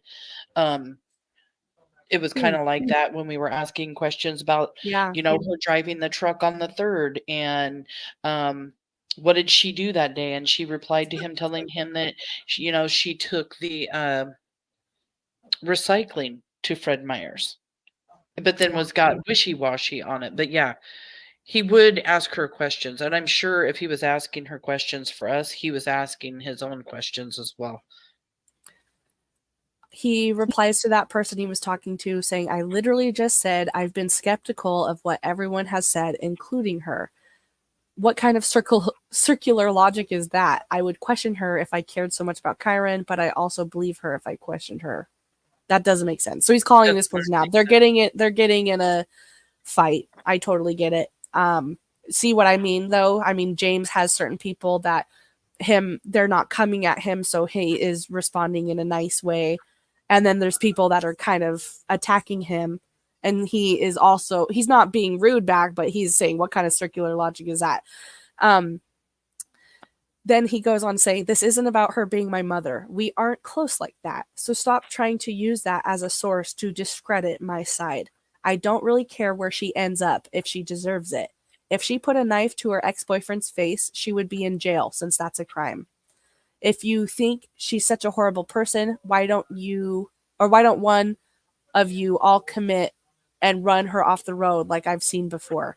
Or are you not that confident in your views and just arguing on Facebook? That's bizarre to me, but he's acting like the knife to the face thing didn't happen. The judge gave that boyfriend a 2-year restraining order, and he is currently in hiding because he's terrified of Terri. Yeah, and we don't know. Maybe he didn't want to press charges against her because he was so scared of her. We don't know. And we've also acknowledged this on the live. I believe we might have talked about it on that live. I don't know. But sadly, when men are victims of domestic violence, the outcome is a lot different than if a woman is the victim of a domestic violence. So this was a man, and we don't know. Obviously, I don't know if he just didn't press charges or what, but yeah, she wasn't charged for that, but the judge still granted that restraining order. And yeah, I didn't include every single comment that he made. I just was picking ones that he was saying things like that. We aren't close like that, just basically to let it be known how he was feeling about her and how her own son, his perception of his mom. Then he replies saying, where did I say I'm believing her besides when I'm talking about your circular logic? I have my own opinion on the matter, and I don't believe everything she says. However, I don't think she killed him. So he's over here saying, I don't believe everything she says. Yeah, he doesn't think she's guilty, but that doesn't mean she's this super stellar, upstanding, truth-telling woman that the Terri supporters want you to believe, because I've seen them claim over and over that Terri's such an honest person. Well, her son is over here saying, I take what she says with a grain of salt. So, not literally, but and then I don't have to believe everything that comes out of her mouth. I'm allowed to think she didn't do it while still being skeptical about what she says. That's how critical thinking works. Thank you, James. I loved this comment because it's so true. Critical thinking skills are so important to have, and I do think that was a good comment right here. He's allowed to believe his mom is not guilty. I agree with that. I mean, everyone's entitled to their own opinion, but you don't. I think that the critical thinking skills, I just loved it. I feel like a lot of people lack that. The Terri supporters, they lack critical thinking skills. I don't think they lack in them. I think they pretend to lack in them. Yeah, right. They purposely leave them at the door. Yep. That person asks, so why would she be dishonest then? What do you not believe her about? And then he says, I haven't heard her say anything about the case that I could see was untrue. Not that she said a lot about it. However, she has lied to me before in life, so I just take everything with a grain of salt. I doubt anyone on this planet has been 100% truthful their whole life. So it's important to listen to what people say and then think for yourself based off what you know, and then update that perspective as you gain new information. There's a lot of contradictory information in this case that can currently be proved one way or the other. Yeah, That and can't. here he is saying, "I take everything that she says with a grain of salt, and however she has lied to me before," he's saying she's a liar, and he doesn't believe everything she says, and this is her son. Yeah. I mean, and there are people that tell the little black eye, the little white lies, to save somebody, you know, I don't know, to just save somebody their feelings or something, but then there's liars, narcissist liars that lie about everything, and I really believe that she's one of them, and I really think that he doesn't believe everything that comes out of her mouth because he doesn't ever know what's true and what's not. Yeah, exactly. We can move on to this Susie one. says here, I think James has a very complicated relationship with his mom, yet blood is thicker than water, so I feel he will always feel loyal to her. He was basically shipped out when he was a kid. Yeah, he feels that way too. He feels that way too. We'll get to that here in a minute. Here he's talking about something. I think it's talking about the witnesses who saw Terri and Kyron leaving the school together that morning. And he's saying that information doesn't necessarily come from law enforcement, though, since they haven't announced it as far as I'm aware. It comes from Desiree, who is obviously a biased source since she has hated Terri since the start. While I doubt that she's lying about there being witnesses that saw Terri leave, it's possible that she's not sharing that there were other witnesses that said otherwise because that wouldn't fit the agenda that Desiree has had since day 2 of the disappearance. I think it's highly probable that she's not sharing everything with us or that law enforcement isn't sharing everything with her because if they had all the evidence without any contradictory evidence, Terri would be in prison. Law enforcement hasn't told me that that's what happened, and Kane never told me that either. If Kane had said it, then I would believe it, but I'm skeptical of Desiree due to how biased she is in all of this. I guess the core thing with that what Desiree says is that I'm not confident trusting what she says since she has a good motive to conceal the truth that doesn't fit her agenda. If there were more sources to back up what she said, it would be different, but as far as I can tell, it's just her saying this. Again, it just makes me so frustrated that people truly do this to the mother of a missing child. Mhm. I that's just sickening. I wouldn't wish that upon my worst enemy. And here they are saying that Desiree cares more about her hatred for Terri than her son missing and justice for her son. And that, again, that's just stupid. That's And I just mean, when you dumb. talk about the witnesses and stuff too, I mean, he's talking about, like, these witnesses don't exist, but we know that even a younger child, one of Kyron's friends, went before the grand jury This and one, testified. the one that is in the book that he's talking about, we know Yes. from old articles and old news stories that yes, he did testify to the grand jury. So why would he be lying about that? And I've also said, I've done a little bit Facebook sleuthing. These witnesses who saw Kyron leaving with Terri, they all still publicly support Desiree and the book, and they know this was written in the book. So make that And make sense. nobody's trying to correct it. I mean, we know that they can't really talk because they're not supposed to talk, but yeah, it doesn't make sense. And I mean, here again, it just shows deflection because he also is trying to point out that there were witnesses that say the opposite. Um, but where are those people? And did they testify in front of the grand jury? Because I know one person didn't, go talk and testify in front of the grand jury, and that was Terri. You want to know why? That's because she has been the focus of this investigation since day one. Absolutely. Yeah. James is replying again saying, I think you made up those stories too, since I think you hate Terri more than enough to make up stuff about her, especially since that lies like that don't hinder the case against her, and it's just a back and forth of he said, she said. I've seen you push lies before, so I think you're very capable of that. I don't know why I kept that in there. Maybe I don't know. Um, we can go to the next page. I don't hold that. I mean, I don't hold that opinion about Kyron Horman World Soldier at all. I think that a lot of the stuff they've posted has been proven as true, and they do a great job of citing their sources and all that for what they can. Okay, thank you for being here. Haven't seen you in a while. Or you've been here and you've just been quiet in the comment section. Thank you for coming. She says, I think it's interesting that he never calls her mom or my mother. He always calls her Terri. How many people has she damaged? And I mentioned this earlier. He doesn't. He never calls her mom or mother. When he's talking about her, it's Terri. And yeah, how many people has she damaged? It's a good question because there's been a lot and she's gotten away with so much. Thank you Yeah. for being here, hun. It's nice to see you here.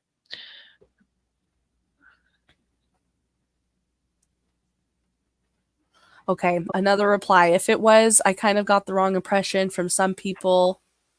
I wouldn't have been able to reschedule regardless. Okay, so let's see. He's talking about, I think, I do remember this comment. He's talking about, I think, when they were doing the rally outside the DA's office, when they went out front and were holding signs and stuff. He said, if there is another one, I'll try to make it so I can see for myself. I think our definitions of justice are likely different. While I would like to see whoever abducted him put in prison, my priority is to find him above all else. I will work on hating whoever did it afterwards. He's not 7 anymore, and he's been away from home for far too long. My entire purpose of being active online is to reduce the amount of misinformation and share what I know. I'm also actively looking for more information to make myself more aware of what happened, as well as providing any potentially new evidence to Detective Tabor.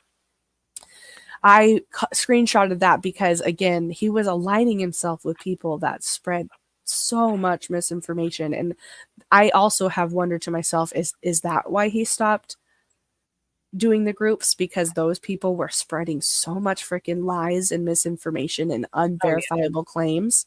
And here he is saying, I mean, he sounds like a reasonable person. I know you have your own experience, but I mean, if he's saying I want to reduce the amount of information and share what I know, I am not seeing him spread a bunch of misinformation in the comments that he's posting. So I do see that, like, okay, at least I can agree with you there. You're not over here talking about, you might not believe what Desiree said happened, but you're not over here spreading blink on crime lies, you know? So. Right.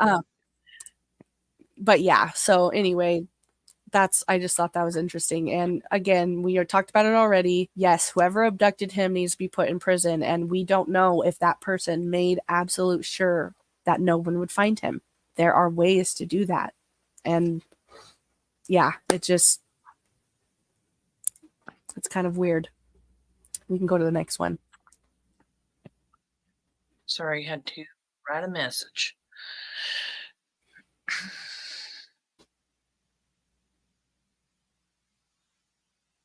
Wanted to make sure I didn't miss anything. Oh, that's the end of this one. Yeah.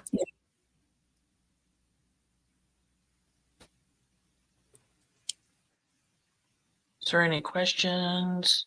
Yeah, I threw up a link for the Scandalous Life that Terri live that we did, because if you want to see the kind of people that she has hurt or betrayed or things she has done, that is the best one, Chuck, to watch. That one right there, it just shows all the different people that she's hurt, you know. And when I say scandalous, she is scandalous. Mm-hmm. People, you know, murder for hires that she's done, people in her life that she's tried to hurt, people that, yeah, it really goes over everything in that one.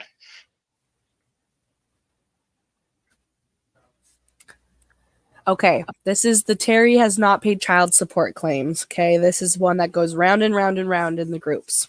Kyron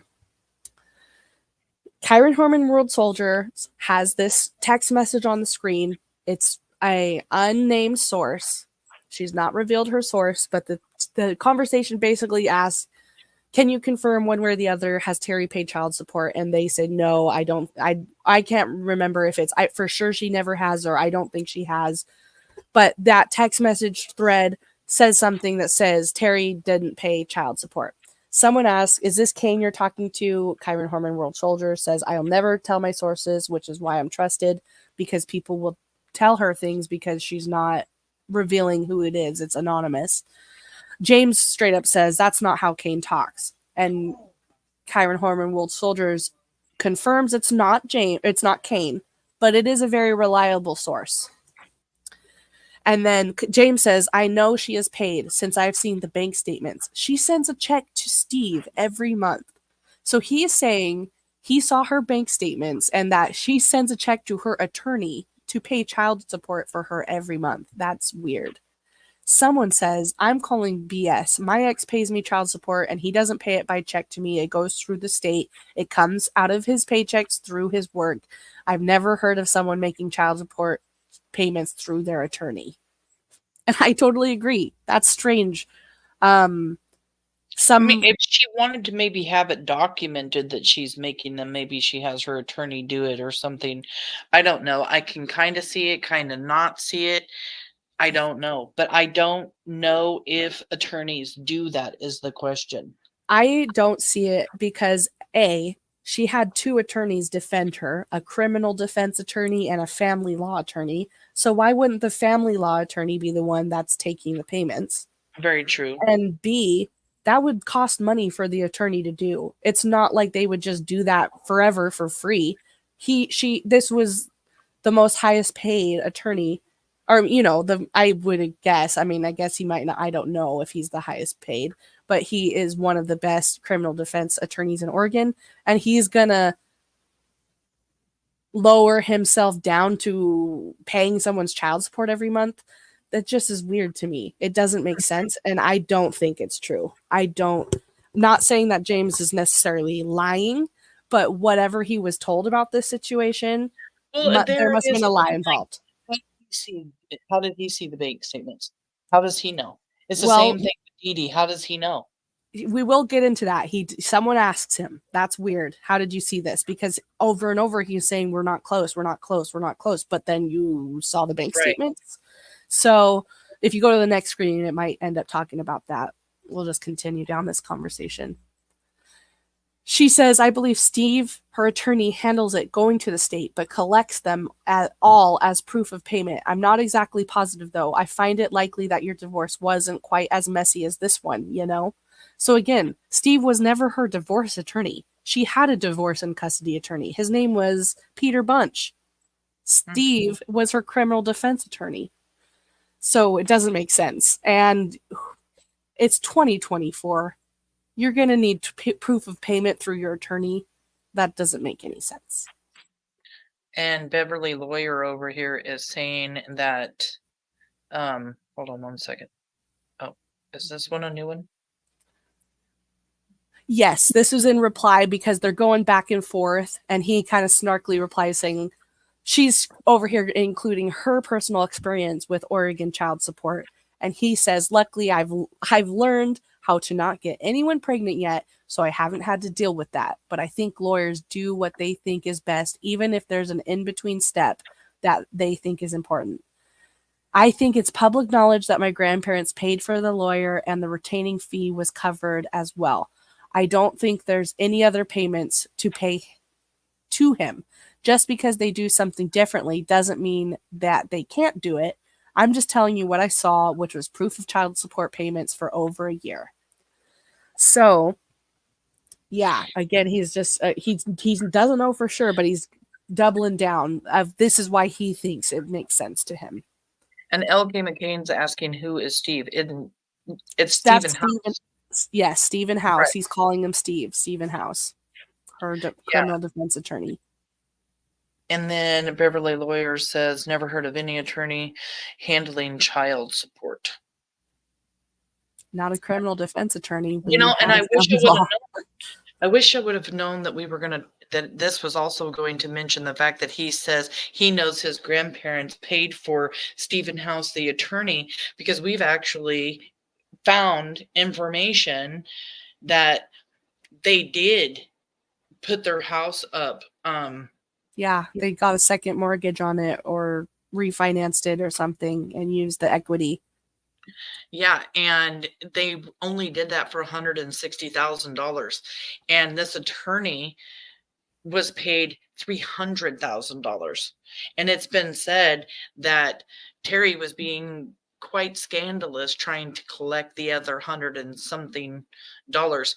And we will post the proof of that because we'll probably get called liars inside the Kyron Horman Case Revisited Facebook page.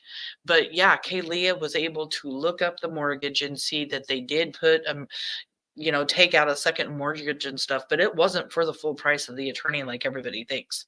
It's Right. another lie. It's another rumor, another lie. Chuck, I love that you wrote this. Terri wouldn't be above faking the document just to show him. We have questioned in our group how many documents has Terri faked to show people, to like keep them on her side. Like we've questioned because Blink on Crime swears up and down that she read the deposition of Miss Matthews, the teacher, one of the teachers there that morning. That deposition would have had to come from Terri. And we've kind of speculated, could Terri have faked a deposition and given that to Blink on Crime, or is Blink on Crime straight lying? We don't know. Yeah, because Terri is a teacher. She went to school to become a teacher. She would know how to write up a document. Yeah, exactly. I It mean, would not, I don't think it would be hard for her to fake one for somebody that was unsuspecting. Somebody, this Judy person, this is the one that him and James, or her and James, seem to interact in a good way. She writes, child support are usually handled when the court sends an order to a person's employer to deduct a certain amount. Then the employer deducts the money from the employee's check and sends it to the court. Bank statements have check numbers and dollar amounts, but they do not show who the check was payable to. It would be highly unusual for a person to send child support payments to their attorney. They are sent directly to the court. It is possible she is making payments to her attorney for something else.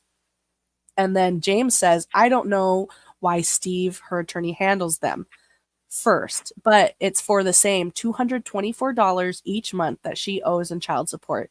I think that she would have faced repercussions beyond not seeing Kiara if she wasn't paying.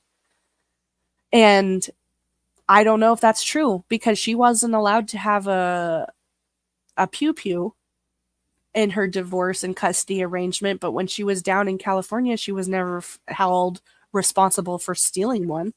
So right. When you cross a state line, I do think that there is jurisdictions that, they can't just go and cancel her California driver's license. In fact, I know for a fact, because my husband grew up in California, when he was like 18 or something, he was he got in trouble for having an alcoholic beverage open in a vehicle, and he got a DUI for that. It was a mistake he made really young at 18, and when he moved to Oregon, he got an Oregon driver's license, and he was supposed to have an SR22, but he never did. Well, they never knew that because they were looking at his California driver's license. They never knew he went up to Oregon and got an Oregon one. So it never, the systems never talked to each other. So in my opinion, she's down in California. If she's not paying child support, there's no repercussions because Oregon's not going to do anything to cancel her California driver's license. It's not that serious to them, and Kane's not pursuing it. So, right. No, I don't think California is paying attention whether or not she's paying child support in Oregon. That's for sure. Nope. That Judy person asks, I'm curious what prompted her to show you the copies of the checks that she sent to her attorney. I think you've said that you have only seen her a couple of times in several years, and that just seems like a weird thing for a mom to show her son. In general, let alone a mom and a son that don't have that great of a relationship. Because I also think that James has helped her pay these child support payments before and has loaned her money to do so. And I think that is why James saw or might have seen, because this is where I get confused, because I remember James saying something about loaning his mom to pay child support payments. There is a little talk about loaning and paying back in these comments. Yeah, so it's kind of like, is that why he saw this information? And World Soldiers will say she's never paid anything ever, and yet it has been, I just don't know. This is another one of those when, and I don't want to call Stacey Green a liar. I don't want to do that, but there are certain things that I have seen before in the past that contradicts things that Stacey Green says. And it's odd because usually we try to believe everything that Stacey Green says. Desiree is in her group and might correct something, but in this instance I've seen a lot of people talk about the fact that Terri has paid some child support payments. She's not caught up by all means on it. So yeah, these conversations just confuse me is what they do, because I'm sitting here wondering myself, like, was she really paying child support payments? Did James really see documents? Could he have been tricked and seen fake stuff by his mom? And if she was trying to get money out of him, she very well could have. Yeah. Yeah, exactly. And James does love his little sister. So that's like one thing that probably would have been the easiest thing that she could have lied about that would have worked. So yeah, I know what you mean. I totally know what you're saying. Honestly, in my opinion, the topic is neither here nor there for me. Tons of people don't pay child support. Tons. Mhm. And so I'm not going to look at Terri any differently, but I will over here sit and say, you did abandon her. It doesn't matter if you pay child support. You've never done anything to actually see her. And $224 a month, that is nothing to raise a child. I have 2 children, and that is nothing. So you've Yeah. done you've done less than the bare minimum for that. So yeah, whether you're caught up or not, I don't care.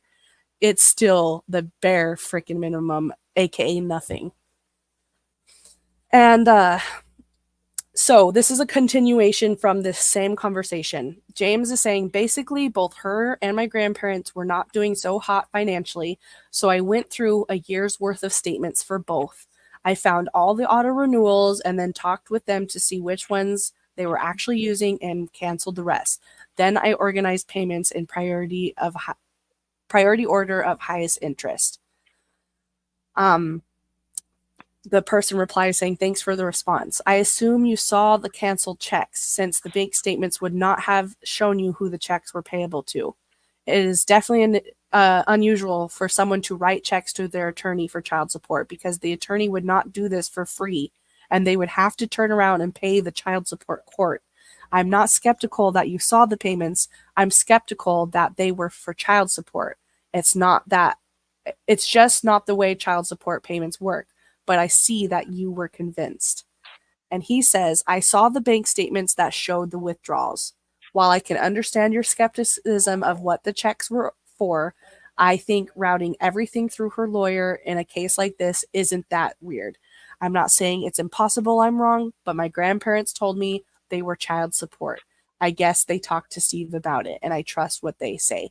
So again, he never saw with his own eyes that these $224 payments were going to Steve Howe's and say child support on it. He just saw the $224 on his mom's bank statement.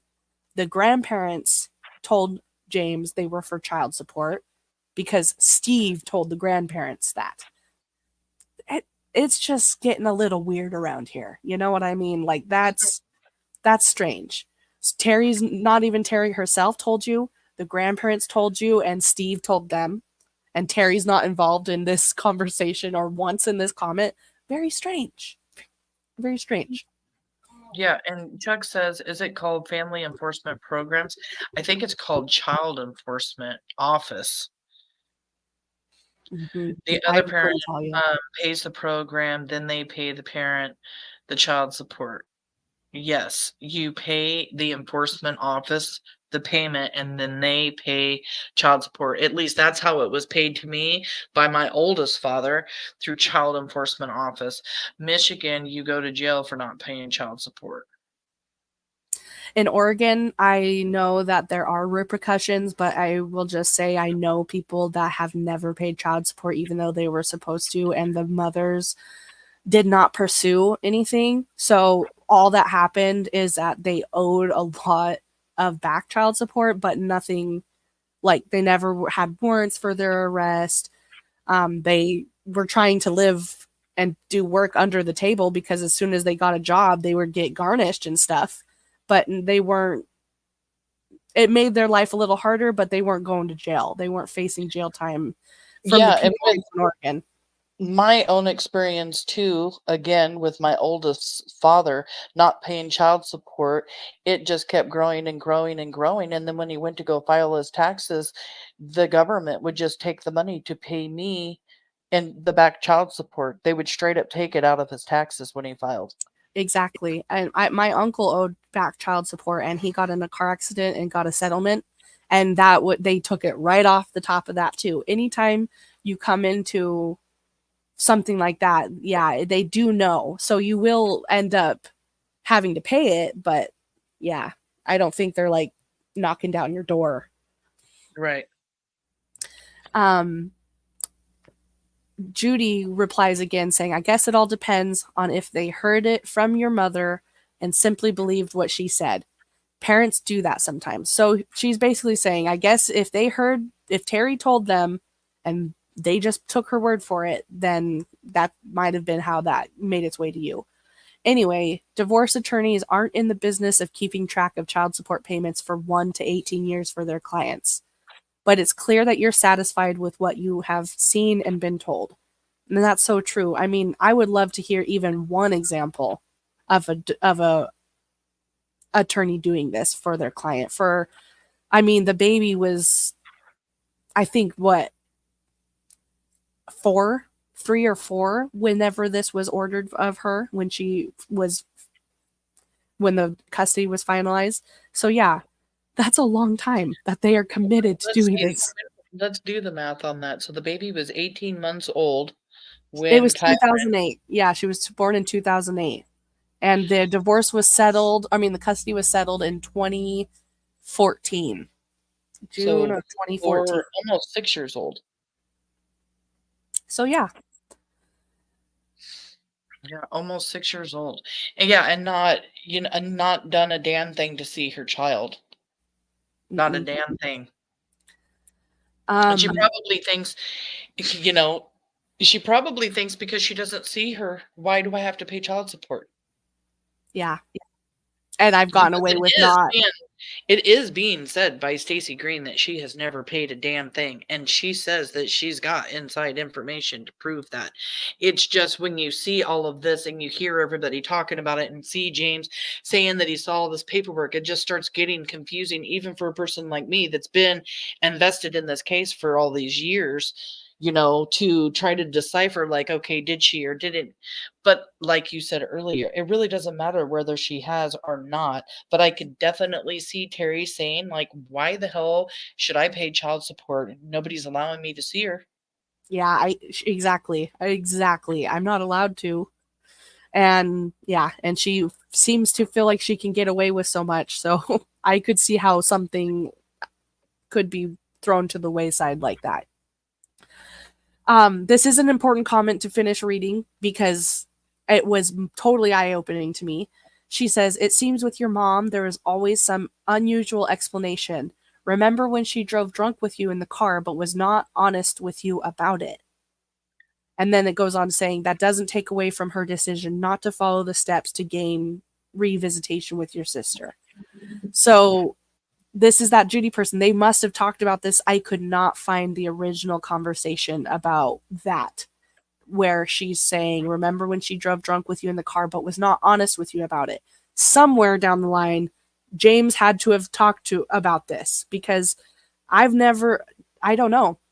Terri in 2005 was pulled over on I-5 in, I think, Hillsborough or Woodburn, and she was almost twice the legal limit, or maybe almost 3 times. It was 0.15%.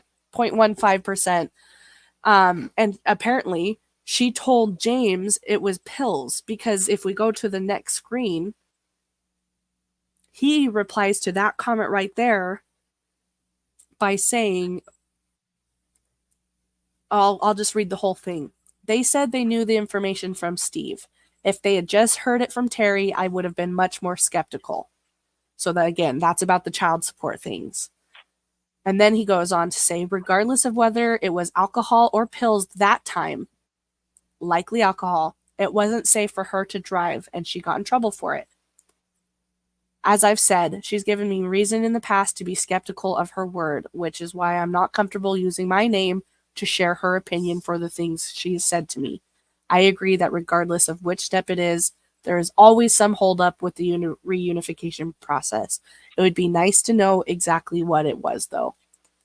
So again, he's saying here, regardless of if it was alcohol or pills that time, does that mean it happened more than once? And he's not over here denying that Terri was dishonest with him. He's acknowledging she was dishonest about that DUI with him. And and that also brings me to another thing. So later down the road, when Kyron comes up missing in 2010, we have been led to believe that Terri was starting to drink really heavy, the year prior. I'm assuming she wasn't while she was pregnant, but yeah, 2005. And it just kind of like dawned on me. She's drinking and driving with James in 2005. She's having drinking problems all of 2010, some of 2009. Excuse me. So, yeah, I'm just wondering how her drinking was doing like prior to her being pregnant with baby K. Right. I mean, honestly, what are the chances? I know it's never okay to drink and drive, but what are the chances the very one time you do it, you get caught, right? I mean, to me, she was doing it more frequently, and that was the one time that she got caught. And she pled guilty to child endangerment because James was in the car with her. Mm-hmm. And she got on I-5. That is the interstate that runs up and down Oregon. Like, I cannot even believe that. I'm so glad that James didn't get hurt at that time, because that could have been bad. Someone in reply to, it would be nice to know what the holdup in the reunification process was. She replies saying, I think the answer is the remaining silent to preserve her freedom part that is holding her up. Part of the agreement is that she will need to discuss your brother. That's 100% right. She would need to discuss what happened to Kyron or that day. And Yep. she will not.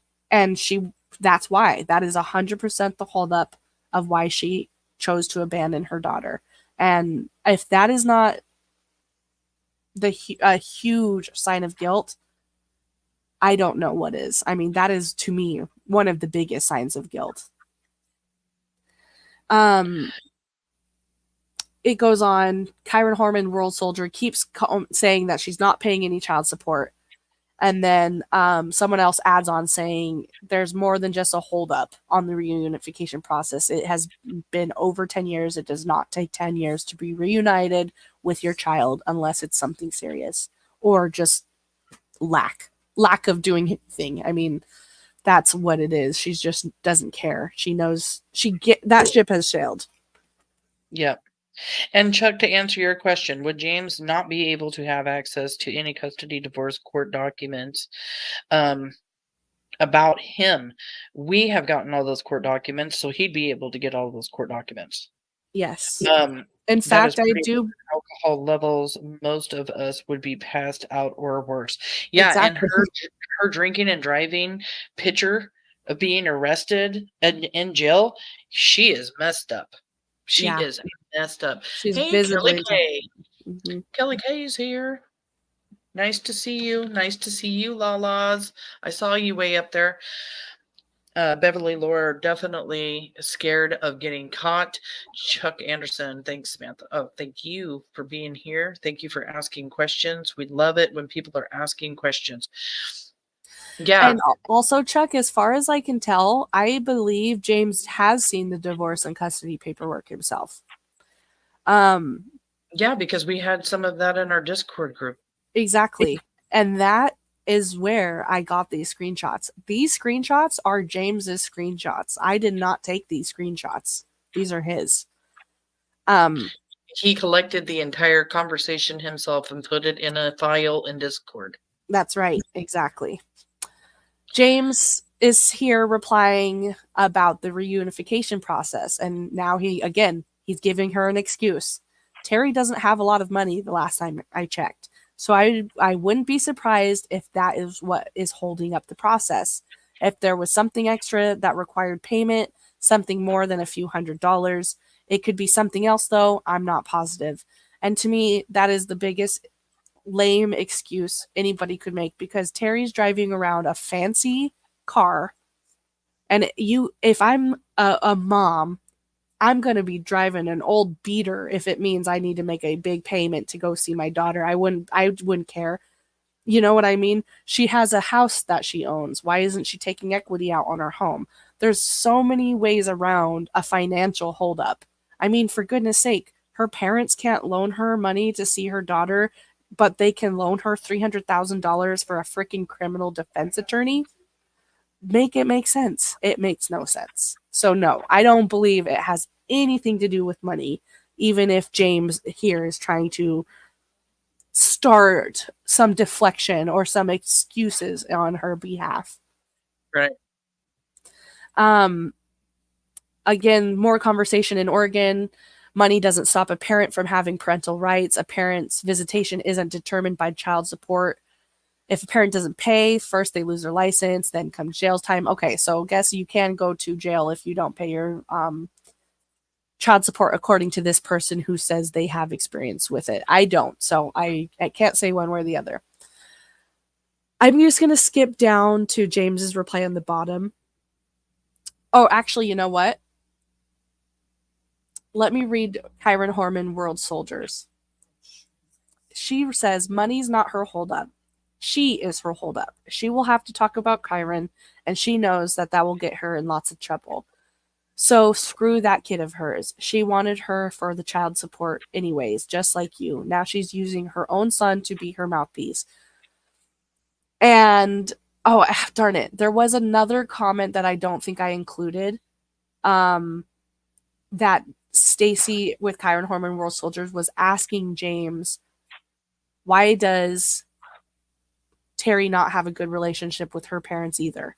And if she doesn't like her parents, why do they enable her all the time? And he replies saying she doesn't have anything on them as far as like dirt, because that's what Stacy was insinuating, is that she doesn't like her parents, but she must have something on them for them to help her all the time. He's saying no, she doesn't have anything on them. They just care about their daughter. Why would you think she does? I think he said that. He's talking about Terri's dad saying that he thought Terri had a 50-50 chance of going to jail because he believes there's a witch hunt after his daughter, who cares more about putting her in prison than finding Kyron, or the boy, as they've said, since they grew up in a small Northern California logging town. I don't think she hates them. So, yeah, just talking about the relationship with the parents. We can move on to the next slide.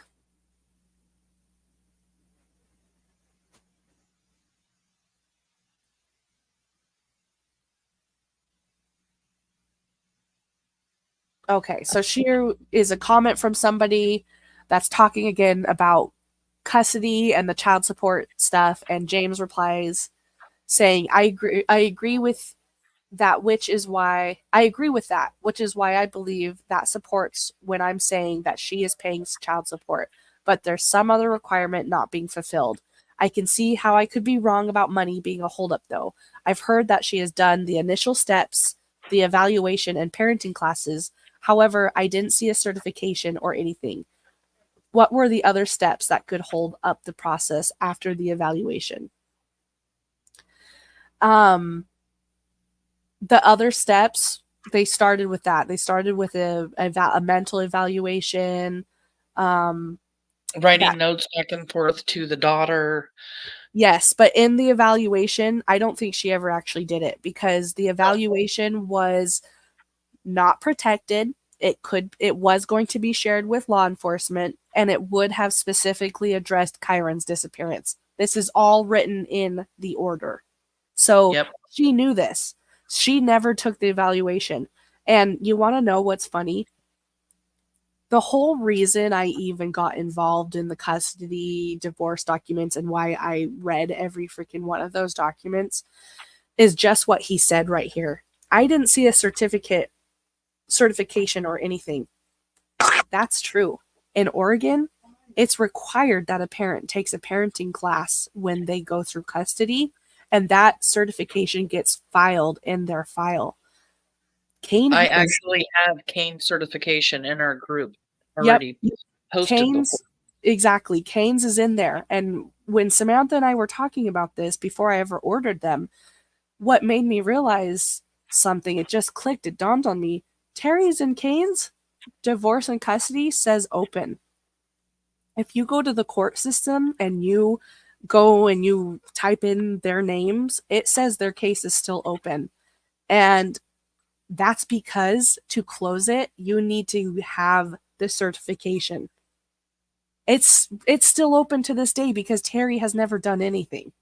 She's never done anything to Right. close the file or anything. She has to follow all of the guidelines and do Yes. everything that the judge ordered in order for it to be closed. And she hasn't done anything. And if she has done anything at all, she definitely hasn't done all of what she needs to do in order to close the custody Yep. I don't think case. she's done anything. I mean, she No, told because she would Dr. have that Phil, certification. And yeah, trust me, if she had a certification like that, you know damn well she'd be posting about it. She would be telling people, she'd be passing it off to these Terry supporters. yep. She would be sharing that information. Look what I did. Look, look, look, look, look. Be on the Because she lookout wants for a because fake she one. wants everybody to think that she's, the perfect mom when she is by all means not. Exactly. In fact, let's move on to the next slide and see if we're getting closer to those good ones. Not good, they're actually sad, but again, he's saying she's paid child support without missing a payment. I saw the payments when I worked on both her and my grandparents' finances. I screenshotted this because he said he saw 1 year's worth of statements, and now he's saying she has paid child support without missing a payment. Period. Yeah, Not in 1 year's time. right. I saw the payments for 1 year or And anything. this is the perfect example of him, and he lies and he also manipulates. He is a lot like his mom. He gets put into a corner and he says things that he feels like he needs to say to get out. And it doesn't matter what it is. He'll create it, make it up, and control the narrative just like his mom does. This is like one of the perfect examples of him just getting trapped in a corner, not knowing what to say. Yeah. Heidi says, when going through a divorce, each parent has to go to a class. Yes. And Chuck says, wow, that is saying a lot. Yeah, she did not do anything or follow anything to ever see her baby girl again. When this happened to Kyron, we call her Kitty. That was her nickname back then. She was only 18 months old. I mean, here's a picture of her down here at the bottom. You can kind of see her in Terry's arms. And this is her not even quite a year old, but she was only 18 months old. What mother, good mother, gives up their 18-month-old baby? You are Yeah. not getting my 18-month-old baby. I do not care what you do. And she did feel that way because that's exactly why she tried to go kidnap her daughter from the gym. She Yeah. didn't want to live without her daughter ever, but she was willing not to answer questions about Kyron. And in order to keep her ass from getting caught, to keep her from having to go to court, talk about Kyron, what happened to him that day, she completely gave up and Yeah. gave up on her Walk daughter, away gave up on everything, and completely walked away from her child, her and 18-month put old baby yourself girl. put Her yourself in her shoes for that a moment. I mean, like, that is so hard to imagine. If you were an innocent, would you have made that decision? Would that done be the anything and decision you everything made? I would possibly had to do to keep my child. If Yeah. she was innocent, she would have done everything she possibly could have to kept the visitations with her daughter. Yep, jump through every hoop, even if it was just weekend. Yeah, hop, skip, and jump down to Roseburg, and then hop, skip, and jump down to California. She completely moved on. And in the time since Kyron's been missing, since James was 15 years old, they have only seen each other in 13 years, like a handful of times, with even her son. Terri completely picks up and moves on and starts an entire new life when she goes down to California, forgetting everybody and everything from before. I actually wonder, like, how often does she talk about her parents, or how often does she talk to them? I wonder how their relationship is. I never hear that talked about.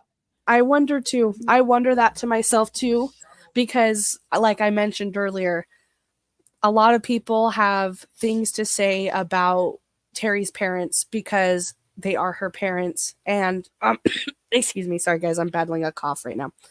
That's why you keep seeing me mute. But they haven't done a ton to like keep Kyron in the forefront, and they've kind of protected Terri. But I do think that obviously there's got to be pain because grandparents love their grandkids. And Kyron, they loved Kyron, they loved Kitty, and both of them were ripped away. Yeah, that has to be difficult for them. But then to me, I think that they kind of knew what Terri was capable of when all of this happened. And what do they go and do? They enable her like Yeah. they've been doing her entire life. Well, what's crazy, guys, is I've dug on Terri's family's background, and it really seems like Terri's the stain in their family. They come from a family of well-known people in their local area that have done a lot of good things in their lives, and then here's Terri. It's like, I don't know. I just think that I don't know if that's something that they have a perception on, but yeah, if you kind of look at their lineage of who Terri's grandparents are and her parents and what they accomplished in life, and then Terri just it stopped there. There was no more. That legacy was over. And I agree. I mean, we say that Terri upped and moved to California, but I don't know if anybody knows this, but her parents are the ones who bought her the house in California too. Yep. So they That just still enabled her and enabled her to just keep, when is enough enough? When do you say, okay, I'm no longer enabling you. You're a grown ass woman. You need to do what you're supposed to do and do what's right. And why aren't the parents telling her, if you want to see your child again, stop, moaning and groaning about it and do what you need to do. You say you didn't do anything, they should be there pushing her along to do the right thing too. I don't know. That would be me as a parent, honestly, But I also think that they wanted a child so bad, and that's why they adopted, and I think that that's why she gets away with anything, because she was their only child. Yeah, I do think so too. Adoptive child. They were together a long time before Terri was brought into their life. And I don't know if that was because they were trying to have a child, and we can only speculate. But yeah, Terri was their golden child. Are you done with this one? Well, I just want to say real quick, did I read that? Why won't she take the mental health evaluation? He says, I'm not privy to the specifics of that. She told me she has done the mental health evaluation and that they keep claiming they need more money for other parts of the deal. So he's saying right here that she told me it's money. She told me she's done the mental health and that they keep claiming they need more money for other parts of the deal. Well, why isn't her parents helping out with that? If they can buy her a house in California, they can't help her freaking see their grandkid. Like that. And they've tried to see, from my understanding, they've actually tried to see her by filing stuff. I know I've heard somewhere. I've never been able to verify it.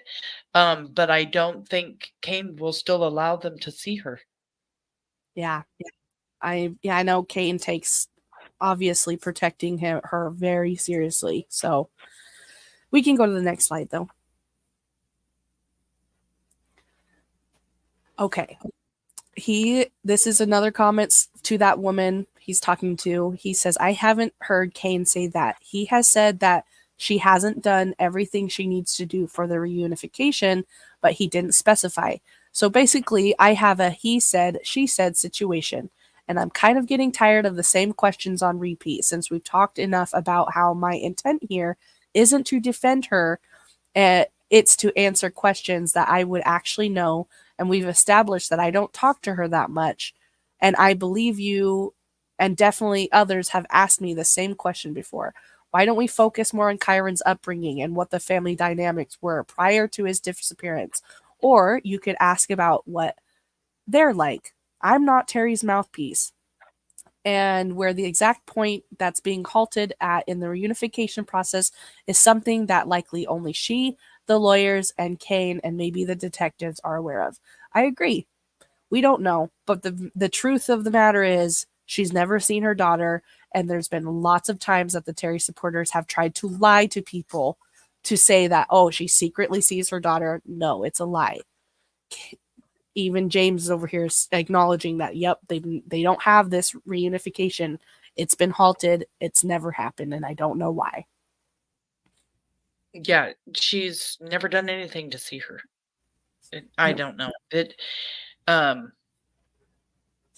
Yeah, we can it go to the has next a one. I little bit think we're getting close to the I have a little bit of a upbringing. brain issue. Brain fart, brain, whatever. Hi, Juju. Um, I was gonna say something and it was important and I forgot what I was gonna say. I hate when that happens. That sucks. I'm trying to reread this real quick.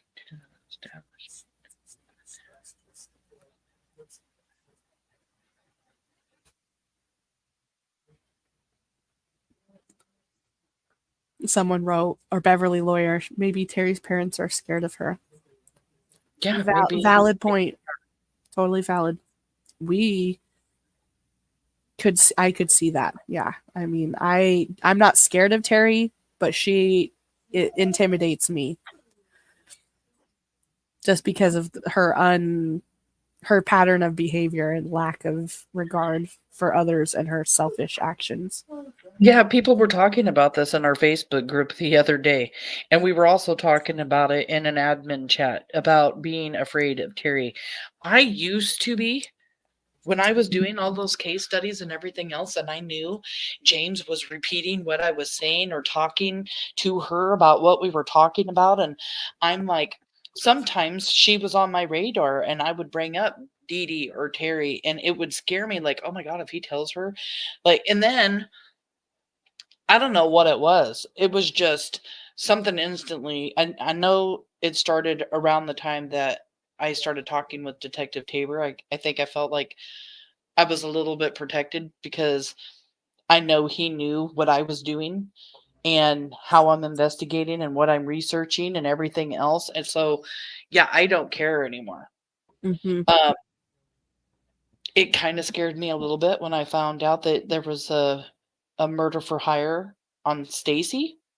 And I'm like, oh, so now she wants to go out over, after the advocates. Yeah.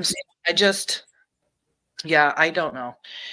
You can choose to be scared of her, but then, we can't advocate anymore. If I'm scared of her, I can't advocate. I can't, Exactly. bring out the truth and I can't do what I need to do for Kyron.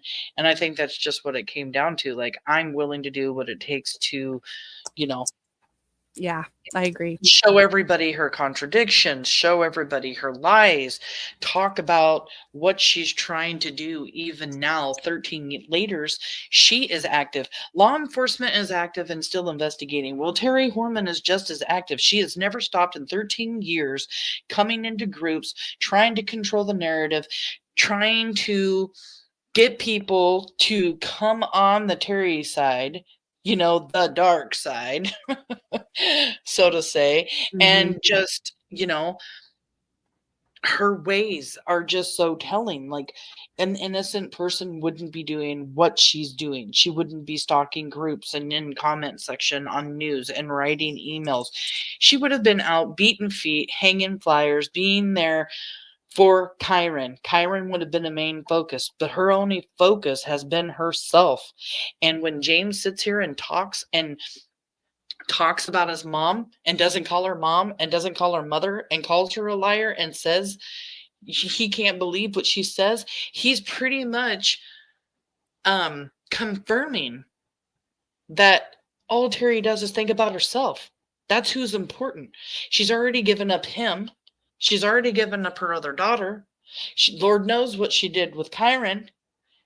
And, she even gave up her relationship with Cain for all of this. Yep. Yeah. It's just, it goes on and on and on. 13 years of her still doing it. Mm-hmm. Owner of a Exactly. peach cane, very rich, paid his son not to come around the business. Let's add this up. Okay.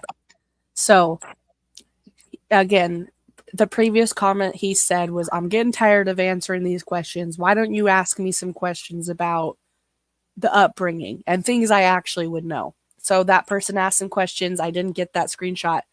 But he writes and replies saying, I grew up hearing that Cain and Terri met at a bar, actually. Although all of us in the Kyron Horman community have always thought that they met at a gym. He goes on to say, I have heard it on here that Cain potentially met others at the gym. I do remember Kyron coming over one day to our duplex when he was tiny, and that was the first time I ever got to meet him. We moved in with Cain over winter break, which that is what the book says also, by the way. I don't know exactly when Desiree moved out, but she moved us in while I was at my dad's house for those couple weeks. From what I heard in the house was that Desiree desired to go to Canada because of some guy, but I've also heard that she got treatments there, so I think that's why she chose to have it there rather than the US. From what I heard. Okay, so this, I don't know if he's talking about I heard it in the house or I don't know, but that is a huge rumor in the Kyron Horman thing, and it has nothing to do with Kyron's disappearance. So again, just wanted to point out that here is James saying it when he says, I don't want to spread any misinformation. But here I am saying it. Yes. Saying, oh, I heard, I think, desired to go because of some guy. But I also heard. About in the chat. Again, this is all stuff that we've talked about in the chat while doing case studies together. He knows that she went there for that. He got the same child custody documents, the same ones that we saw that say over and over and over again by Cain, by her other ex-husband, that talk about the fact that they're not going to make her pay child support because they know she owes a lot of money in medical bills. They are constantly talking about the fact that she does have kidney issues and that she has to go to Canada. Now, these men could have, if it was true, she's just going to Canada to go see a guy. There was another rumor that she didn't even go to Canada. She went to drug treatment in Seattle. At that point, if these men believed any of that in any way, shape, or form, would they have been in court saying she doesn't have to pay child support? We know she has these issues. We know she can't afford, because of her health issues, to pay us child support. Let her pay her bills. Let her go to Canada. We'll take care of the kids while she's gone. We'll even drive the kids to go see her, meet her halfway, because they did do that while she was in Canada, met halfway so she could visit the kids on the weekends every now and then. I think they did it, because she was only gone for a couple of months, and I think they did that like twice. And everybody wants to act like she was in Canada for this huge, long period of time, and she wasn't. She was only gone for a little while, and these dads didn't throw her under the bus. Matter of fact, they completely protect her through the entirety of the custody thing. So him saying this is just BS, because he knows from reading those court documents that she had an issue, that there was no boyfriend. So here again is James Moulton in his true self, being this conniving, deceiving person, just like his mom. This is the person that I constantly tell you about, Kaylee, that I have seen over and over and over again. Just like him denying the murder for hire message that he sent to me, or that he sent in chat when I tried, when I showed everybody and said, look, this is what he's saying about his mom.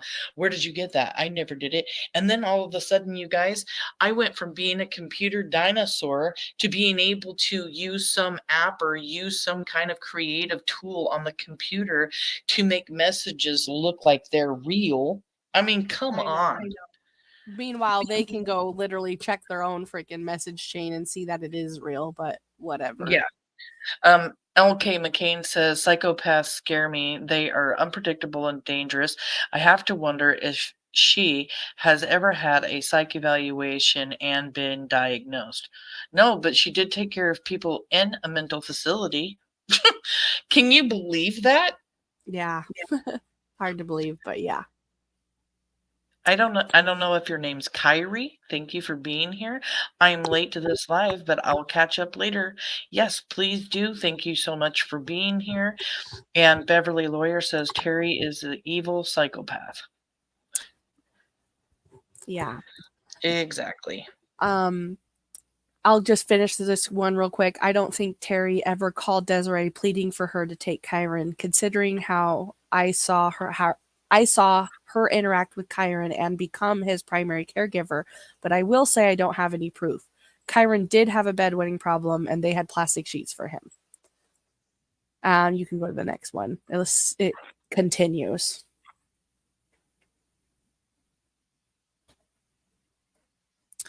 This is the same comment extended. This is the rest of it. It says, I find it suspicious that he would cry and say he didn't want to go back to Kane's, since I never really heard him talk about or ask for Desiree while I was growing up with him.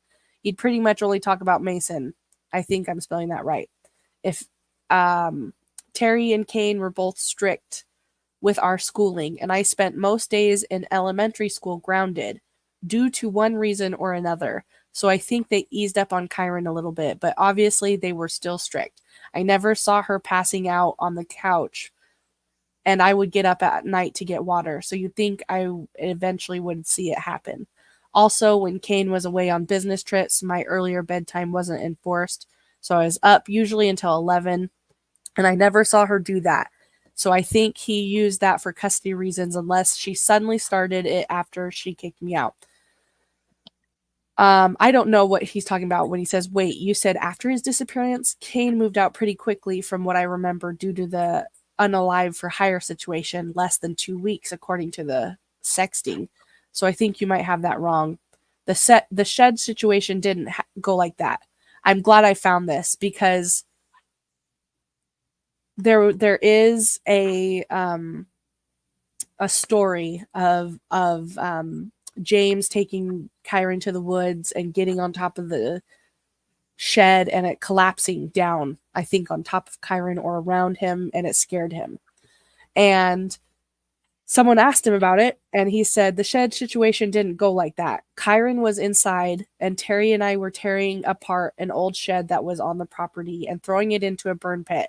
I was inside pulling off some boards when it started falling over, and it knocked me over, but I quickly got up. It then caught on fire since it landed on the burn pile, and she called the fire department. Kyron wasn't involved, and I was completely fine. I never took him out in the woods alone. That wasn't something allowed, and Kane and Terry didn't really walk around it much. So it would just be me on my own, if anything. I think that there is some misinformation in the book if you pulled it all from there, but it's possible that you could have misremembered it as well. Kane was much more strict than Terry, and I won't pretend that growing up under them was a pleasant childhood. So, this is a lot. This is a long comment. I have actually, you know what's funny? If I didn't think to do this earlier, but if you go on Terri Horman's old Facebook, the one the police have, you can find a picture in her photos that said the shed that didn't burn or something like that. And I bet you it's about this. Yeah, I bet it is. And the thing about James, about what he's saying, is a lot of like, there's no matter of fact. right? And that's what I don't like about it. If someone's going to ask me about my mom or the upbringing, I'm not going to like put in doubt words. Like, as an example, one right here is when he mentions on the previous slide, we don't have to go back, but he says, oh, actually, it's right here. I never saw her passing out on the couch and I would get up to get water. So you'd think eventually I'd see it happen. So I guess he is saying I never saw it, but then he was saying, unless it started after she kicked me out. So it's always like this little bit of doubt, like, okay, maybe there's truth to this, but I don't have reason to believe it. I don't know. I just Yeah, get he weird always vibes. did that. He always did that in all of the conversations that we always had in chat and stuff. There's always this way, or maybe it could have been this way. And it's because he wants to leave everything open, because he wants to hear what everybody has to say. Because then after he hears what other people has to say, it gives him something else to talk about. Almost exactly what Terri Horman does in her collecting her souls, whatnot, her her Terri Horman supporters. You know, she hears other people talk about an idea and then she runs with it, and he does the same thing. I've heard him do exactly things like this, and then later on use that conversation and use somebody else's words and use it in a way that it would make something look better, make his mom look better, make him look better, but it's always used to, I don't manipulate, control the narrative. Again, it's I don't know. I don't know if I'm making sense when I say that, but I mean, he does do that. He goes back and forth and always wants to give different scenarios to get, you Like, know, he's constantly giving the benefit of the doubt while being like, well, maybe it is true, but I don't think so. And yeah, I definitely get that vibe. Even when I asked him through private messages, it was the same. He outright said, no, we weren't friends, but I was friends with his older brother and all this other stuff. So maybe, like, maybe that's why. And I'm like, no, she said you guys were friends and you rode his bus. and So just like okay saying here, James says right there that she kicked him out. A lot of people have said it was Kane who kicked him out, but he just verified that she did it. yep. Exactly. Yeah, this is another one of those posts that needs to be shared inside of our group, that we need to go through these and you know um put it up and talk about it. Yeah, we Because for sure will. I mean, this ends right here saying, I won't pretend that growing up under them was a pleasant childhood. We need to talk about this. Kyron lived in that house too. Mhm. So, I mean, that is important to talk about. If James, as the 16-year-old in the house, is saying this is what it was like, yeah, I do think it's important. So, we can move on to the next slide.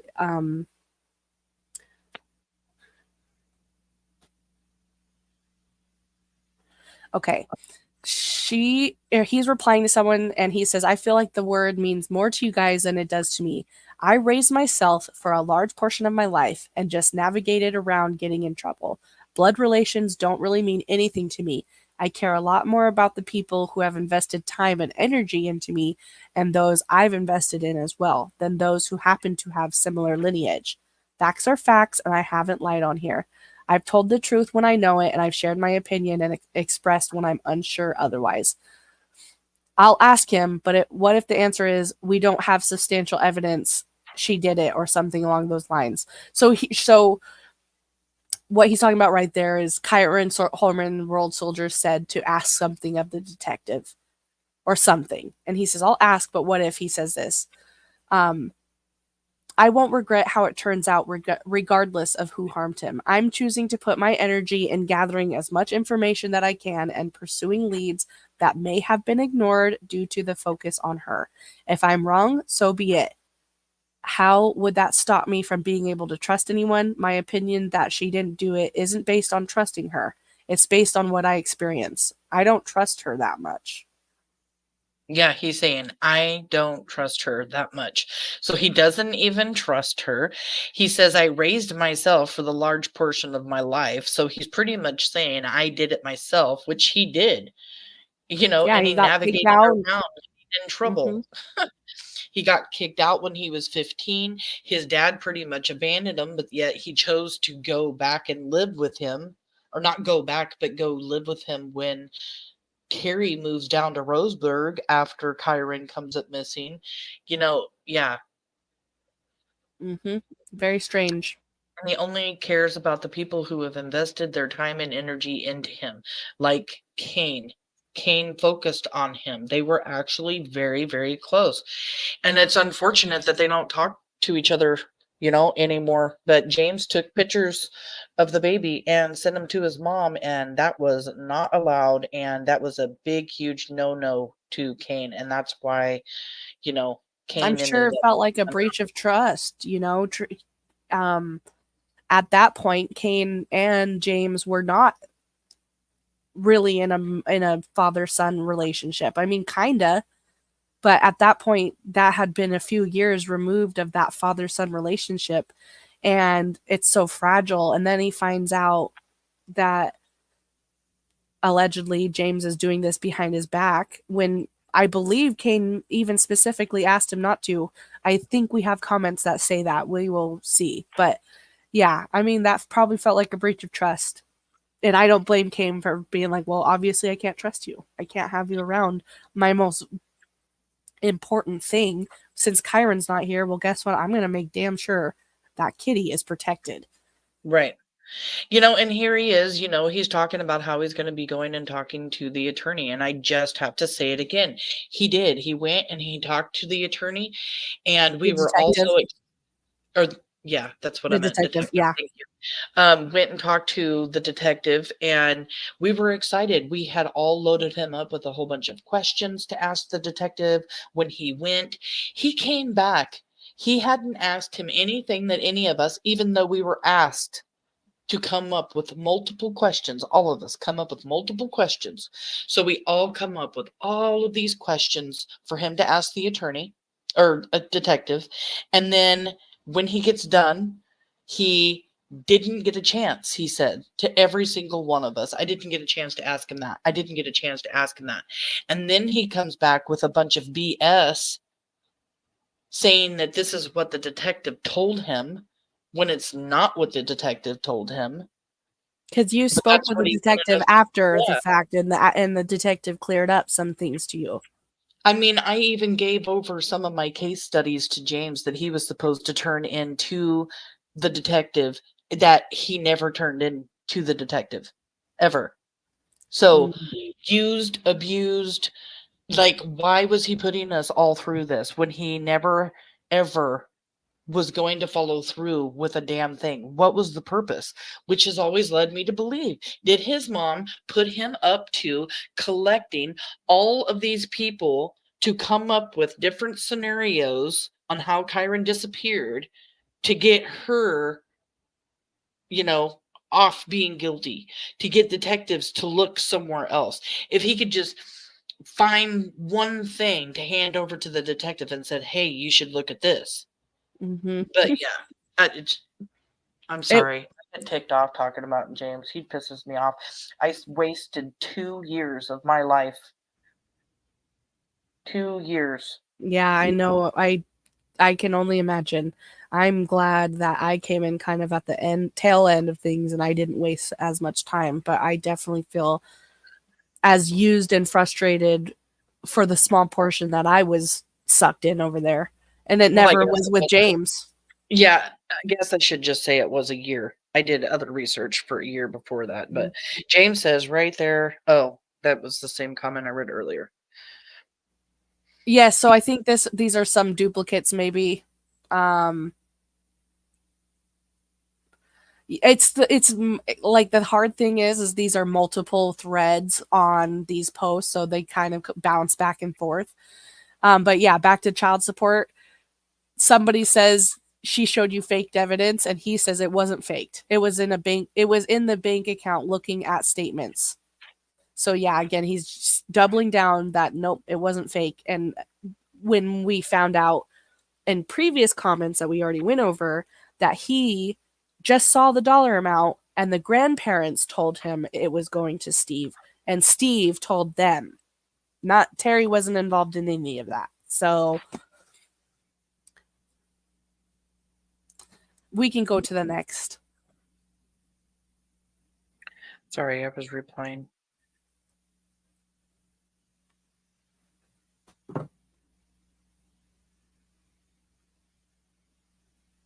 Okay. Again, more about the child support. Sorry, guys. We thought we were past it, but here's some more. Somebody asked more about it, and he replies, their finances were intertwined in some aspects. So to help my grandparents, I needed to help her too. The reason I didn't have the best childhood was because the environment was pretty strict, and I spent a lot of my younger years grounded without stimulation. That sounds horrible. Yeah, a lot of my younger years grounded. Kyron was 7 when he came up missing. Those were his younger years.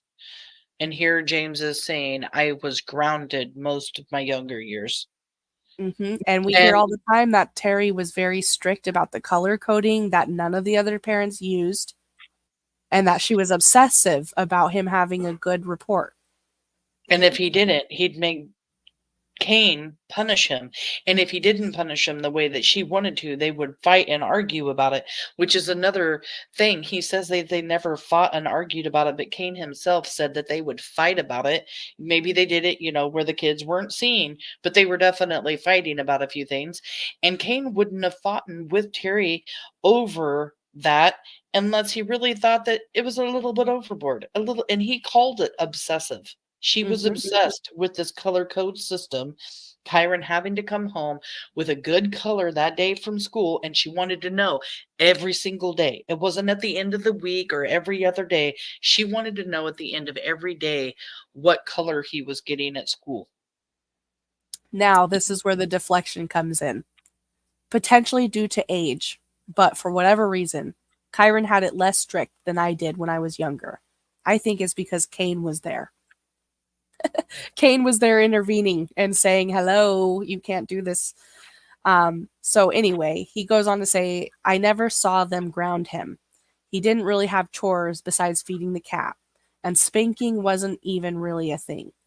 So I don't think Terri or Cain harmed him at all. Of course, I want to know what happened to him, but I personally think it's wrong to treat people poorly when it's not confirmed. I care more about finding him than harming her, you know?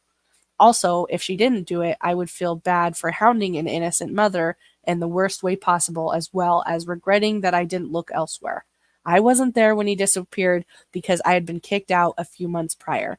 Honestly, if she didn't have a bunch of people screaming for her blood and criticizing everything about her, she'd probably be more interested in talking.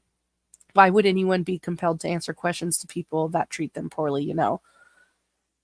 I do agree. I think, I mean, the age-old saying is you catch more bees with honey than vinegar, right? So that makes sense. I do agree, but also I'm never going to criticize people for hounding a suspect in a missing child's case when that person has done absolutely nothing to clear themselves. There's social repercussions for that. Yeah, they might be innocent in a court of law or because they've never faced a trial, but that doesn't mean that there aren't social repercussions.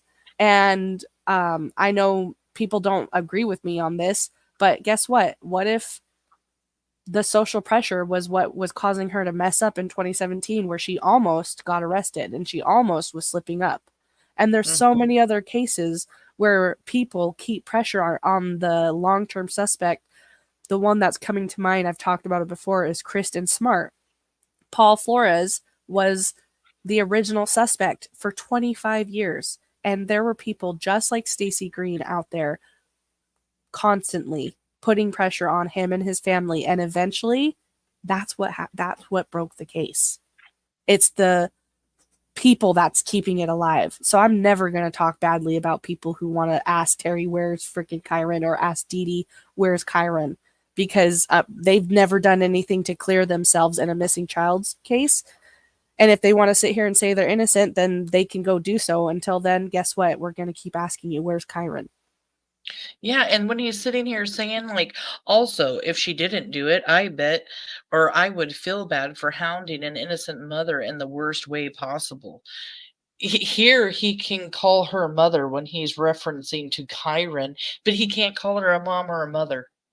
Right, exactly. That's a good That kinda observation. bothers me. It just bothers me because yeah, he knows she wasn't even a good mother. And don't call her a mom. She was a step monster. She wasn't even his mom. Mhm. We can keep going.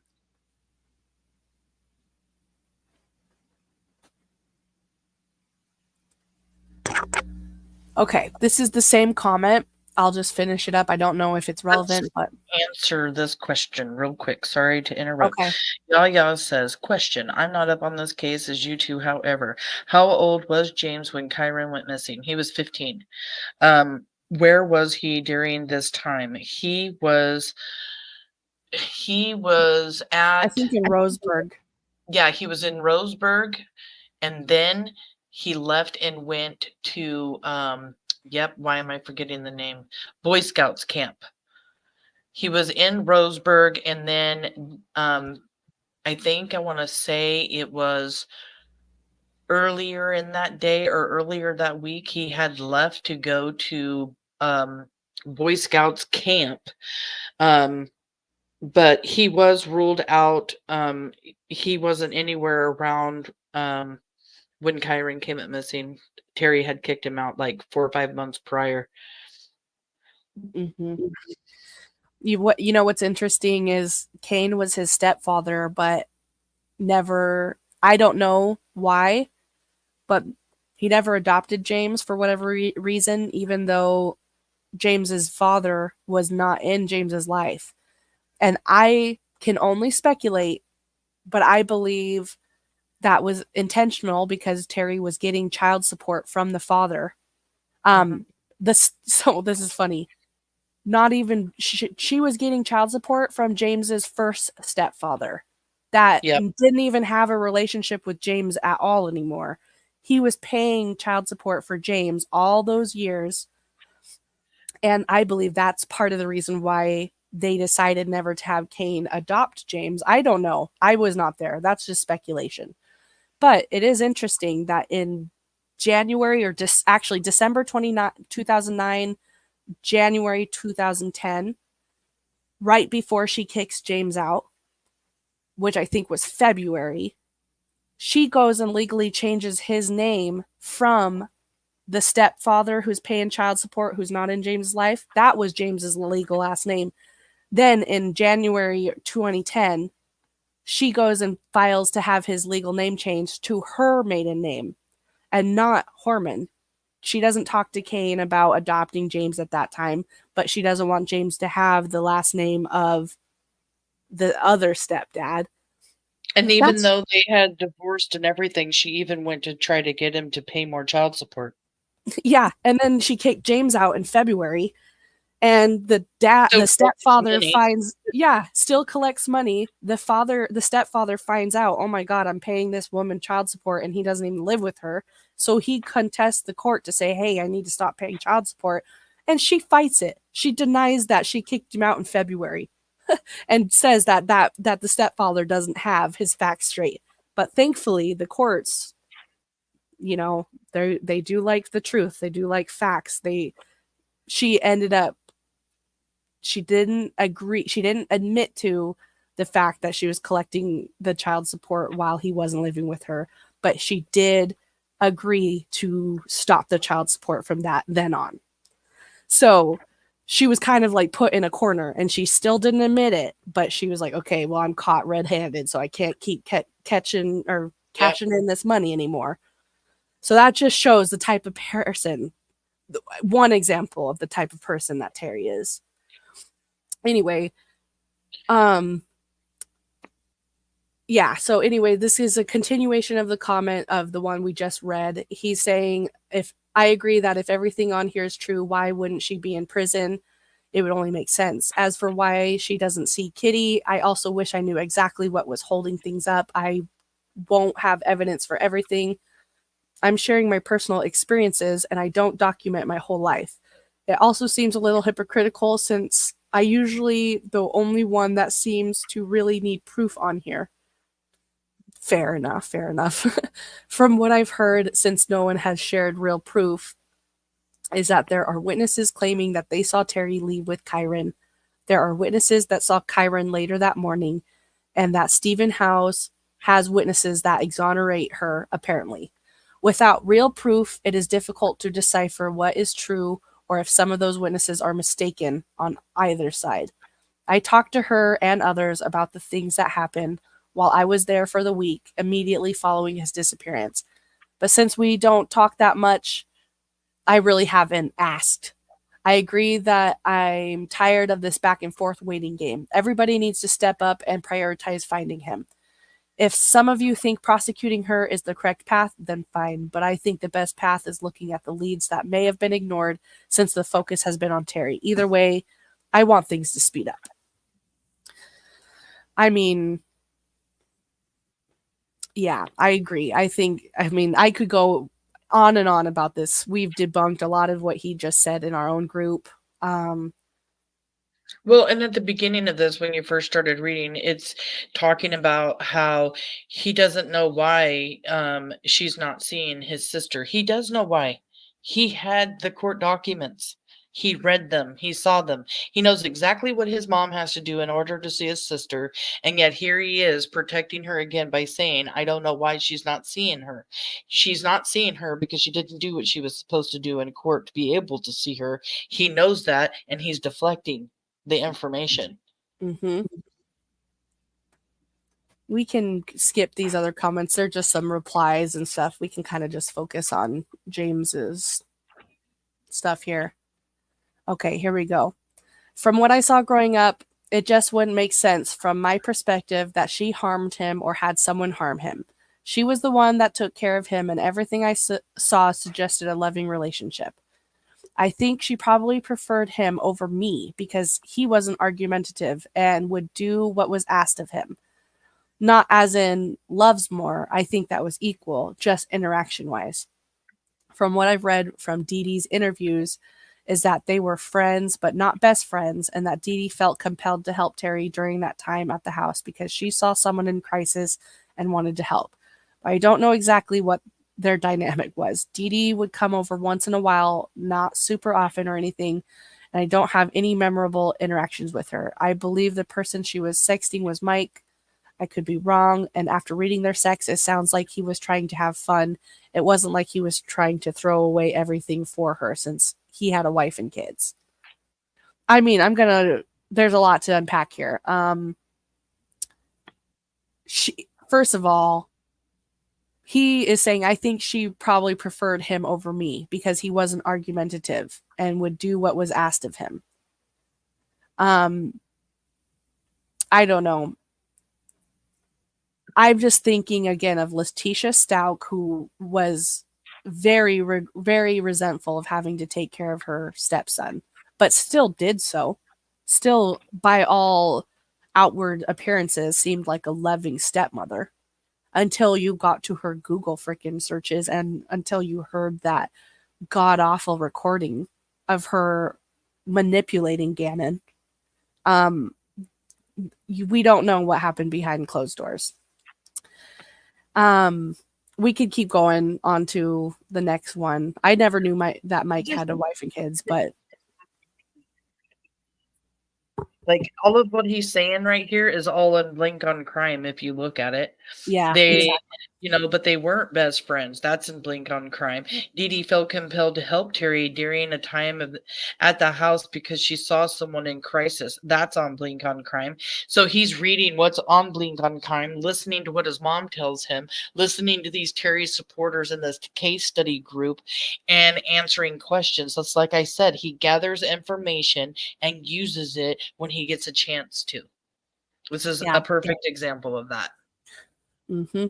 And it's funny because earlier I said something like, oh, he's not outwardly spreading Blink on Crime misinformation, but yeah, it kind of is. And I don't know if I included it in a later screenshot or not, but what he just says there about memorable interactions with Dee Dee, someone asked him about that, and he cleared it up and said, oh, I met her. I didn't mean that I didn't meet her. I just didn't have any memorable interactions with her. What does that mean? Like, you know what I mean? Like, that's just, like, obviously, that's just bizarre. Like, oh, she didn't take you to freaking Disneyland? She didn't take you to the zoo? but you met her. I mean, my best friend, because we are both busy people who with full-time jobs and busy lives, we probably only connect with each other like once every 6 months, like in person. Yeah, I I mean, have friends that I don't. I've got one girlfriend. We've been friends for over 20 years, and we usually only reconnect because we're just busy about every year or two sometimes. And then there's been times that we don't see each other for 3 or 4 years, but I mean, like, we're still almost best talking, friends. right, exactly. Talk You know every for sure that person has your back no matter what. Like they know you inside and out. I totally know what you mean. That's me and my friend too. And last year was the first year we actually made a goal to see each other once a month, and we did it. We saw each other once a month every month last year. And then once the year 2024 goes up. started, we're like, all right, that was tiring. All right, see you in a year. Thank you, Evil Alaska, for being here. Great to see you. And then this is the last of the emails, and then this is getting into the punishments and stuff. We can skip that one. I think it's just a duplicate. She paid. I've seen the bank statements. She sends a check to Steve every month. Sorry. I may have doubled some stuff. Well, that's why it was confusing me, and when I was messaging you, because I was like, is it in here? Because there were lots of stuff doubled up, and I couldn't figure out how to lay it all out. So I just started doing like a caps cut for each Email. email. I was, I was working on it, and then I'd get up and then I'd come back down. And for some reason, whenever you step away from doing this kind of stuff and collecting screenshots, at least on Google, it doesn't always save the right way. So I definitely think I messed up.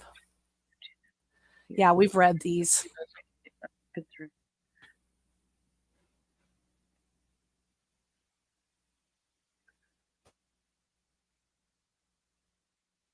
Sorry, guys, I messed up. You're good. There's a lot in here.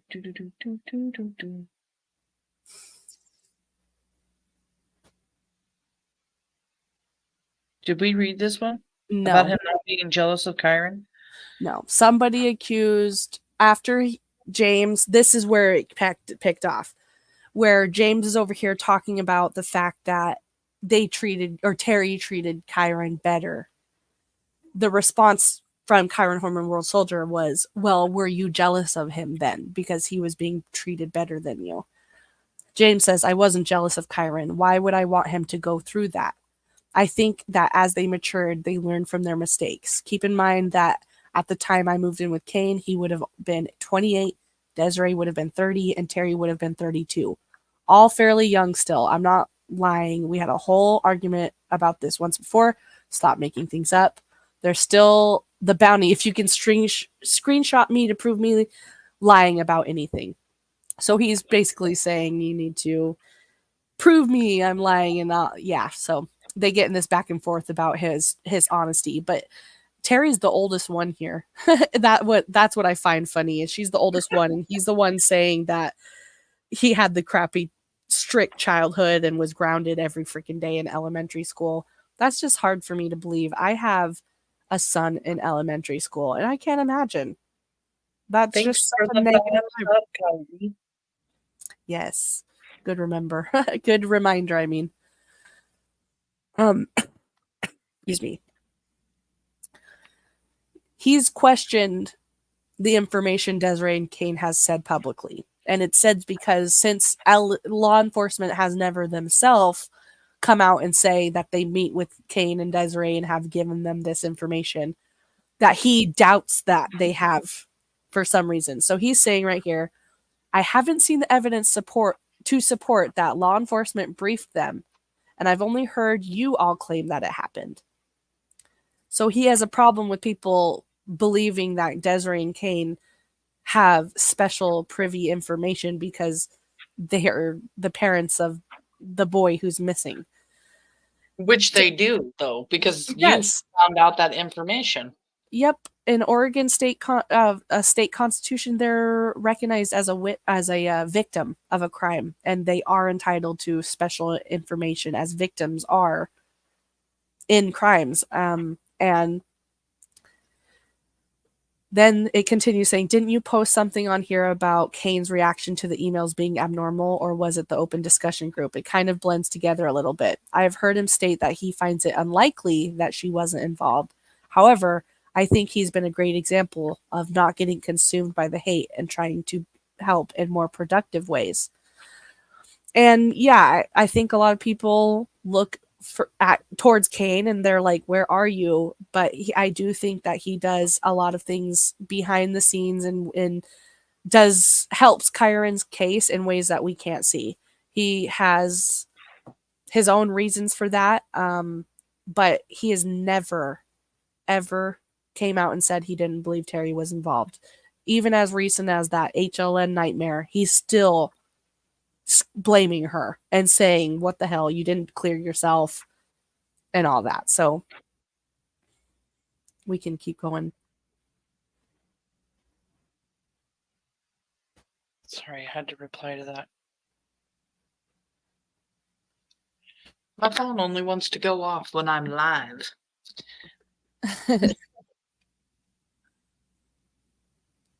Emails are added, or was it in open discussion group? He aggravates me.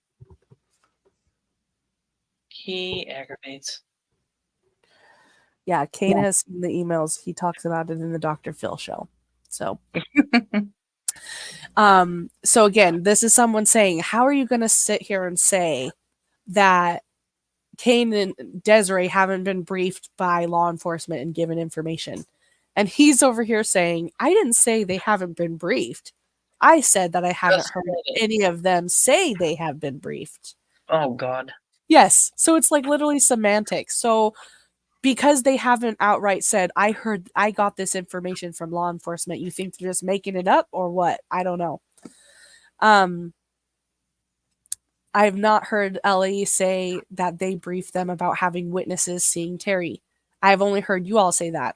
Right. That's because it's part of the evidence and an active investigation that the public is not allowed to see until trial. Wasn't that information in the custody and stuff that he also had in the divorce?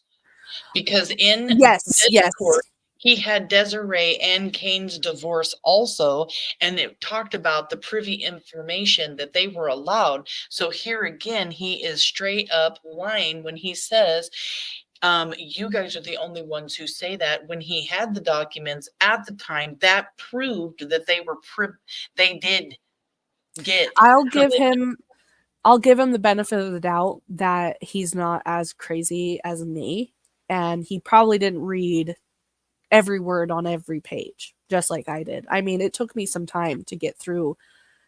I think Kane and Terri's divorce document is like 600 pages. Yeah. Yeah, I guess it would depend. I don't know. I think James read everything, personally. Well, if he didn't, we've posted about it in our group, and now it's come to light. So, I mean, there's no claiming that anymore. It's been debunked. Definitely getting information. We did read this one, so sorry. Sorry about that. I'm almost to the end here. I'm hoping I have. Okay, I think we have read this one.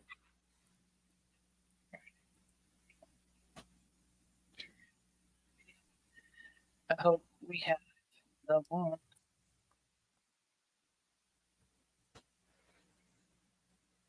We read that one.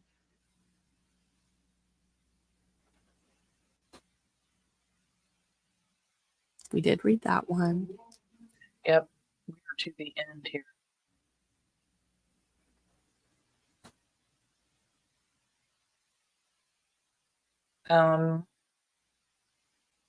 Let me see what my fast hands can do. Does anybody have any questions? I am going to find. Can you send me that message real quick, Kaylee? And I'll throw it in a caps cut real quick. Yes.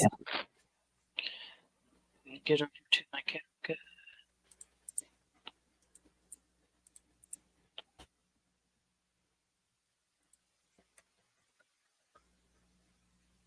Okay, just a second.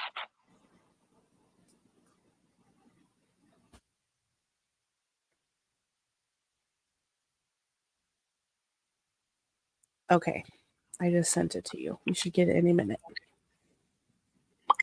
Got it. That was easy. Remember the easy button? That was easy. I used to love those things. This will only take a second. Does anybody have any questions? And this is the last screenshot you have, Samantha? The last one to go over? Because this one was the one that shocked me and Samantha. So it's like, woof. I don't.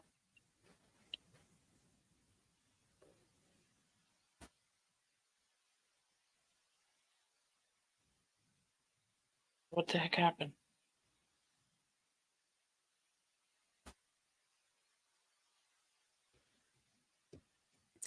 Well, if we can't get it up there, I can always read it and we can post it on the group. Let me see where it's at real quick. I'll get it. Why isn't it showing up in this? Okay, this is screenshots, is why. Recent. There we go. This is what I need from you.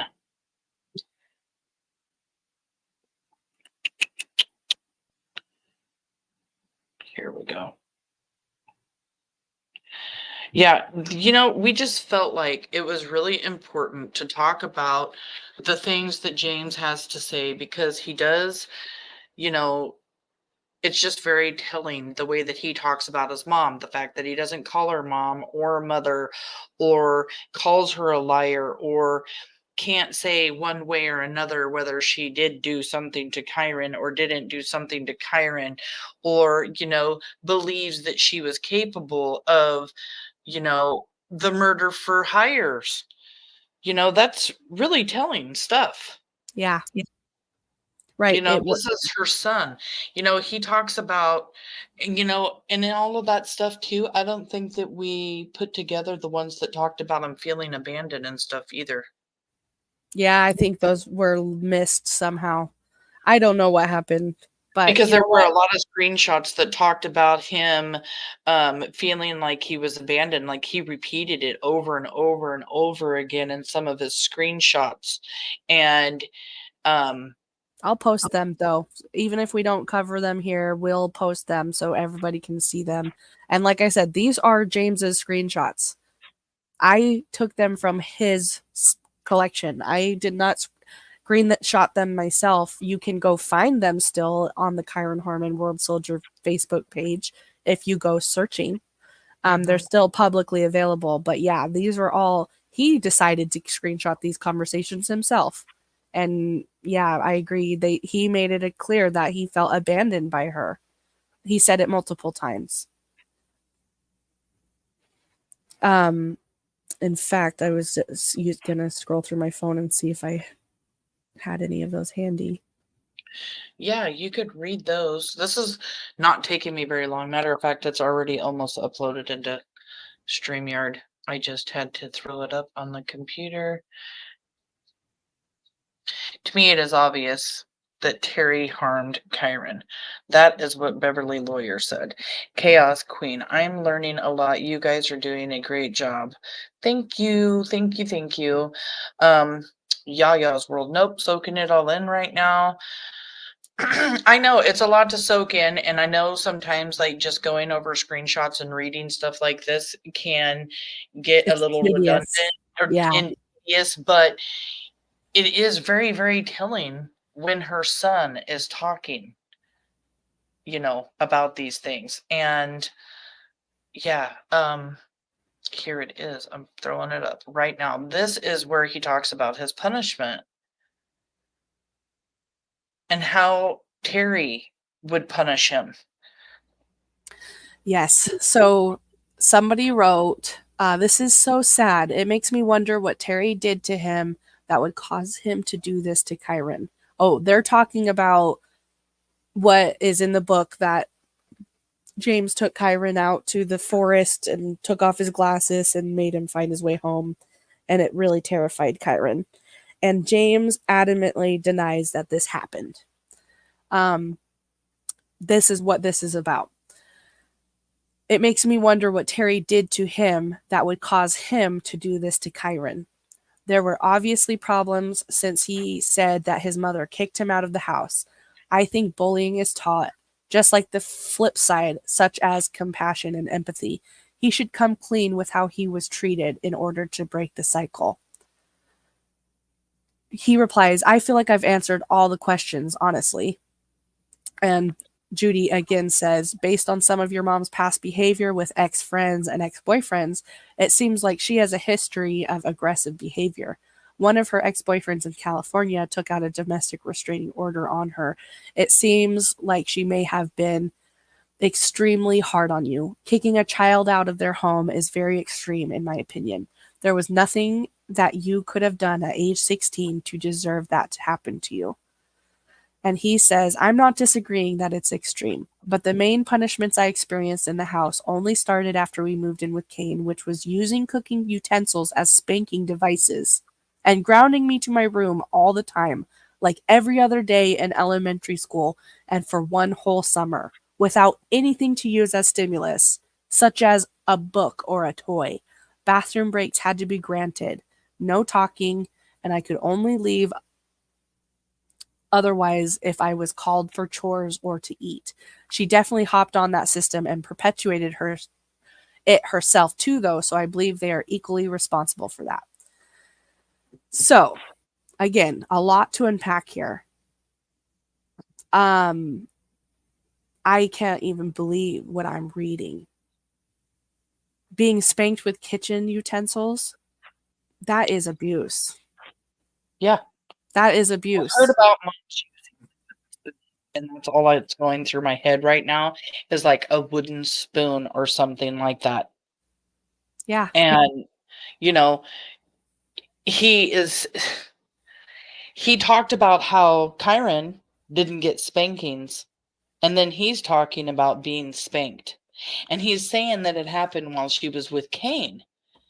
And how long were they together?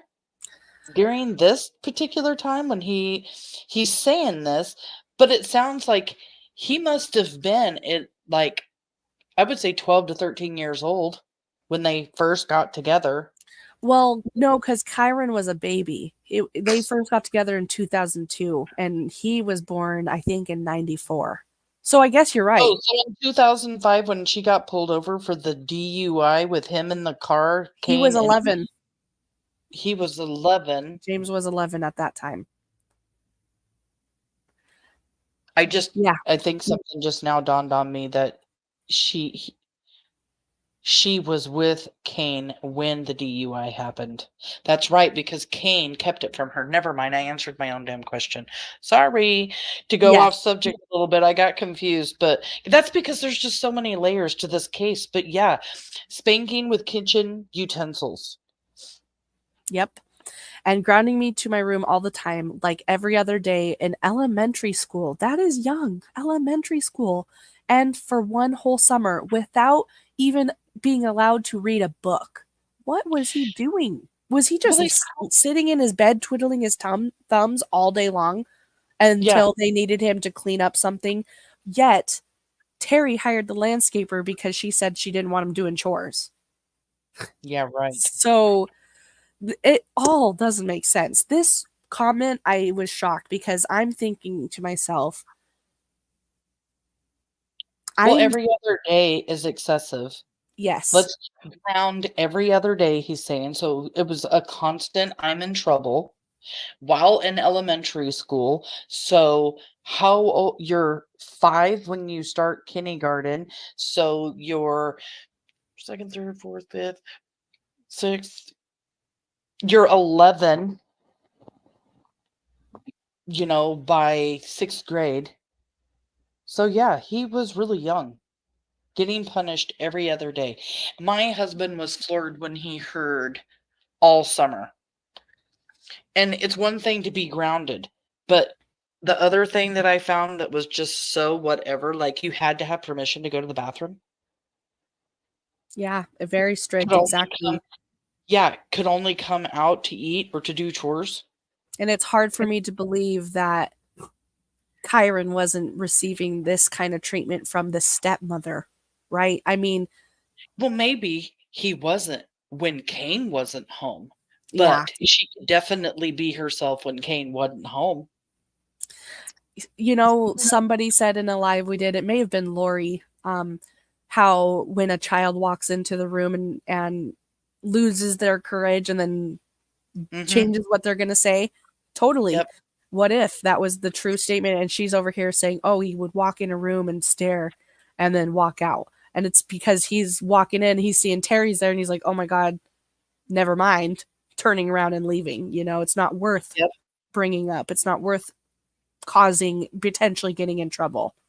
Well, and that's just what I mentioned that too right after she did, because it's not only that, it's almost like, okay, I'm walking into the room, I had a question or I wanted to do or I wanted to say something.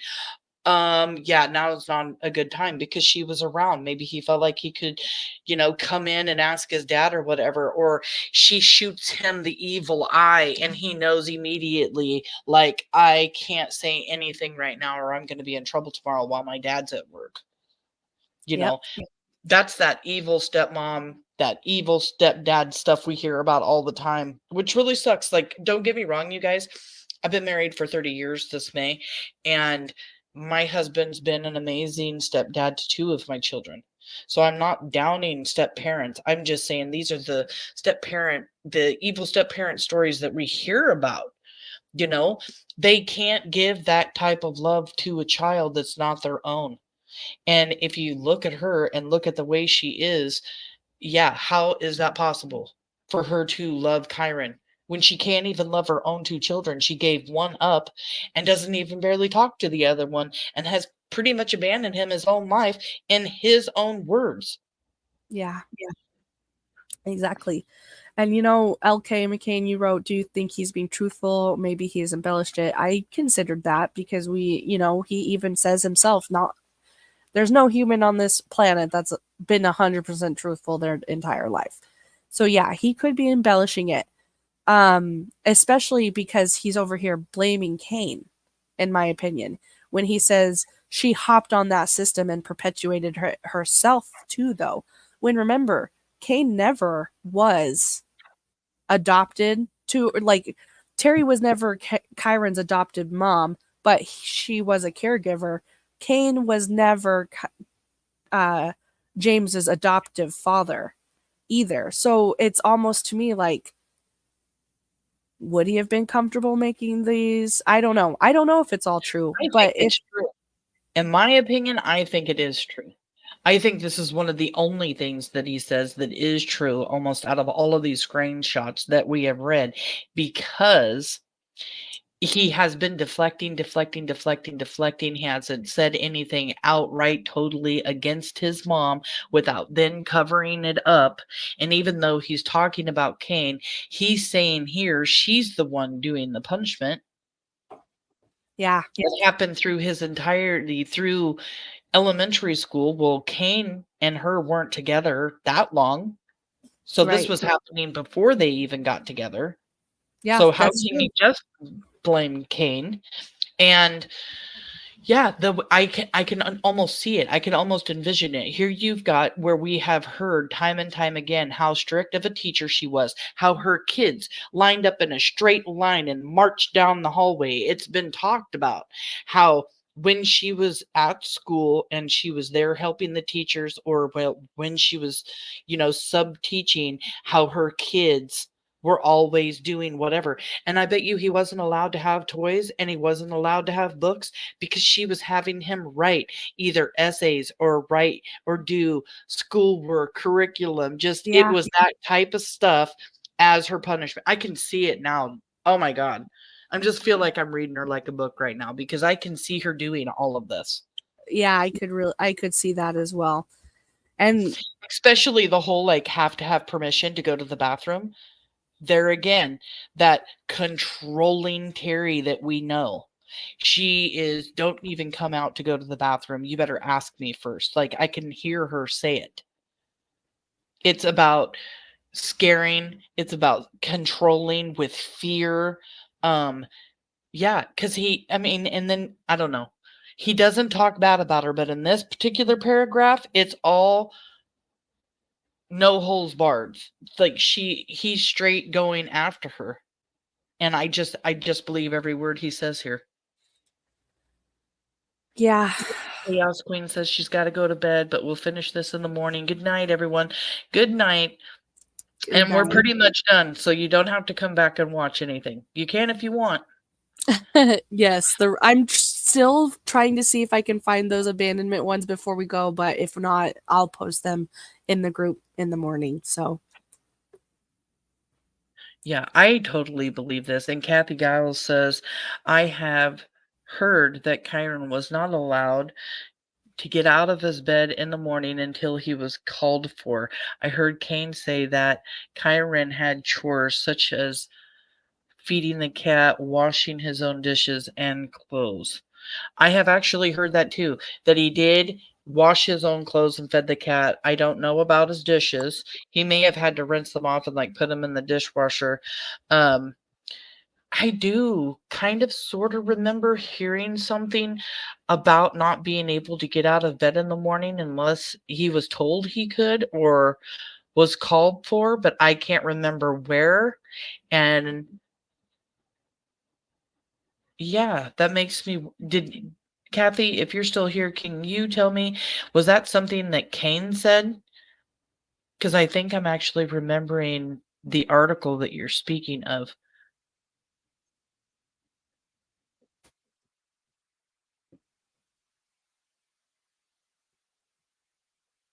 Just going to put this phone number up if anybody has a tip in the Kyron Horman case. He came up missing on June 4th, 2010. And if you have any information whatsoever, please call in the tip to the Multnomah County Sheriff's Office at 503-988-0560. We did give a little bit of an update in case anybody missed it that prosecutors got more information on Michael Monkey Vaughan's case in Fruitland, Idaho. And Michael came up missing on July 27th, 2021 in Fruitland, Idaho. If you have any information about Michael's abduction, any information to give Fruitland police regarding his abductors, which were Sarah and Stacy Wandra, Brandon Shirtliff, and Adrian Lucian, you can contact the tip line in Fruitland at 208-642-6006, or you can email findmichael@fruitland.org. Let's just keep praying that indictments, now that more information's been turned in, stuff will start going forth a little bit. Let's try to, I don't know. I am trying so hard to just keep good vibes and hope and pray that this all comes to a close and indictments go out so that the family can move on. And that's all I keep thinking about. yeah. Yeah. Yes, Heidi. I didn't find that out till today. And then I had to look up the information. We actually shared that at the beginning of the live. It was the first thing that we shared. It was just a little short article. You can just Google it. But yeah, they turned in some more information to the prosecutor for the judge and stuff to look at. I wonder if this means that they have taken some information before the grand jury, or are they finishing up giving the prosecutor more information since Stacy and Brandon did these lives? Because that's what makes sense to me. Not that they didn't have enough um uh evidence to charge anybody with. Maybe they didn't have enough evidence to point it directly at a certain particular person and know exactly who to charge for what happened to Michael. Yep. Yeah, I agree. I hope that I don't, we can only speculate. The articles didn't have a lot of details. Yeah. But yeah, I do know that the DA and law enforcement, they are in different departments, and yes, they work together to bring justice. There are different arms of the justice system, kind of. They see things differently. So when when the sheriff brings it to the DA might be like, hey, this needs to, like you said, it needs to be more clear towards this suspect or whatever. So when we do this, we don't have to do it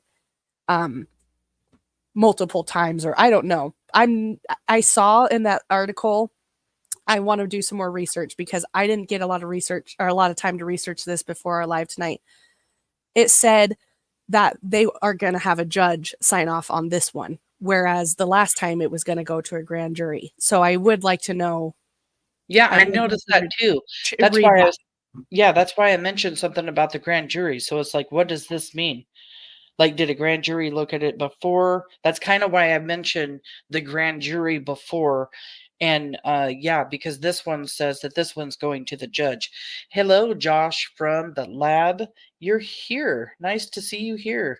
Yeah, it's awesome for you to You had a join show us. tonight and I missed it. I didn't know you did. I've been watching everybody's lives and stuff lately. What was it on? I'm just curious. You had some guests on there. Um, I can't remember their name right now, but yeah, it was a great one. It's the same gentleman that you showed when we did the live about Tyler and Brandy, the man that's talking to Oh, Tyler. Chris McDonough? Yes. Oh, Yes. yeah, I need to go watch that. I've been waiting for that one. I can't believe I missed it. I've been actually waiting for that one, and then there's the other man that's on there. Yeah, Chris Madonna, he did a great job when he went to their house in Fruitland and went over everything with Tyler and Brandy. On Dr. Gary, yes, as well. That was the other guy. Thank you for being here, Josh. Yes, thanks for your support, and also thanks for what you do for the community as well. Yeah, we love your show. We're like Yeah. big time fans of the lab. I may Mhm. show up and I may watch. I'm just one of those quiet, non commenters sometimes when I get in there because you got so many people Oh that my come gosh. in. Unless it's Kyron, I'm just a lurker. I just like to absorb the information. Unless it's Kyron that I know for sure, then yeah, I let others do the talking and I like to learn. So yeah, I'm with you, Sam. I'm just there in the comments.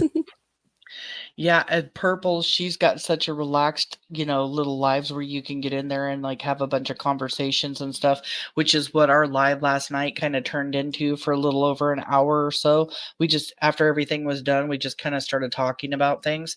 But yeah, when there's like hundreds and hundreds and hundreds of comments like on the lab or like Justin for all, I'm just a lurker.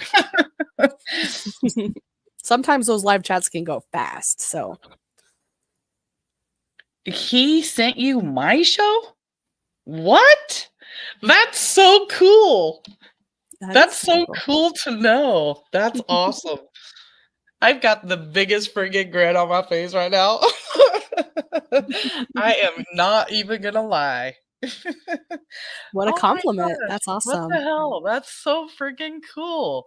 Yo, I've only been here for like what, doing lives for maybe 6 months, a computer dinosaur, just some chick obsessed with the Kyron Horman case that decides to start a YouTube channel and start doing my own thing. Oh my gosh, that is so cool because I just respect him so much.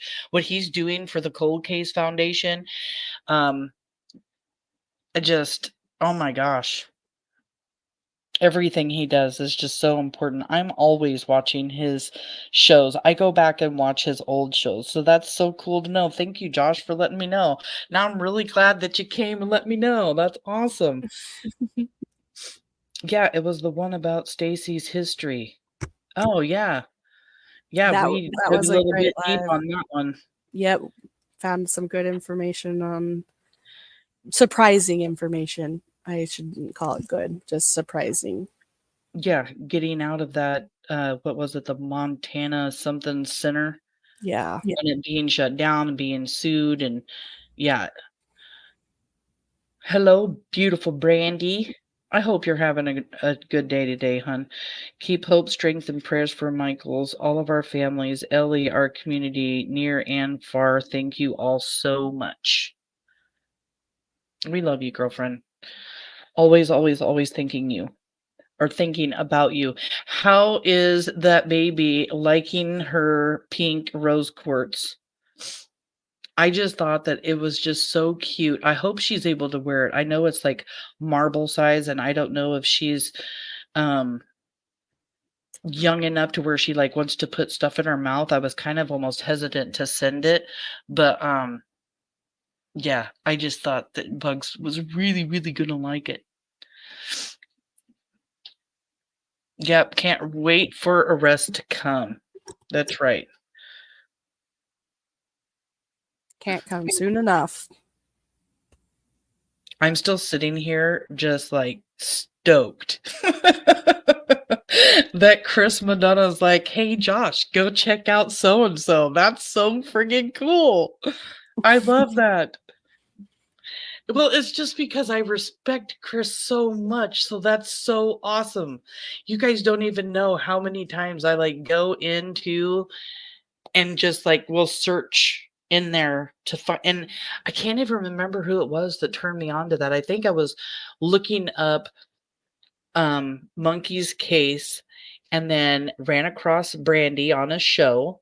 And then when I was doing some research and wanting to find out about Tyler and why people talk about him or whatever, and then his thing kind of like popped up then too, but then since then, like, I'm obsessively going over there and watching them. I set it up on my TV and watch it like TV, and I normally don't do that with anybody. She has it with her pony called Rain. Bow Star Blue absolutely loves hers. Oh, I love that. I love that.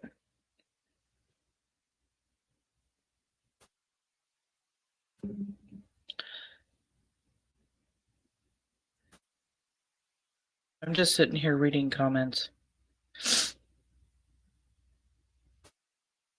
He is, and Kelly, he is like so calming to sit and listen to. And I can sit and listen to him kind of like the guy from the Forensic Files. When I listen to him, I can almost fall asleep and get totally relaxed. And Chris Madonna's his voice just hypnotizes me and puts me in that really deep relaxation thing. And you see people all the time that do things and do these cases and they do their YouTube stations and stuff, but or channels, but you can see his passion when he talks about it. You can see how sincere he is, how much time and effort he puts into all of the cases that he does and everything he talks about. He's just so absolutely positively passionate about it. Um, that's probably why I didn't get a strike for using his information when I took some recordings from his lives, because after I did it, I noticed that it said that his stuff had copyright stuff. Mr. Diaz, my amazing friend. So many prayers for you, Michael, and your whole family. I do too, Kelly. I do. I have so much respect for him. I absolutely love his show.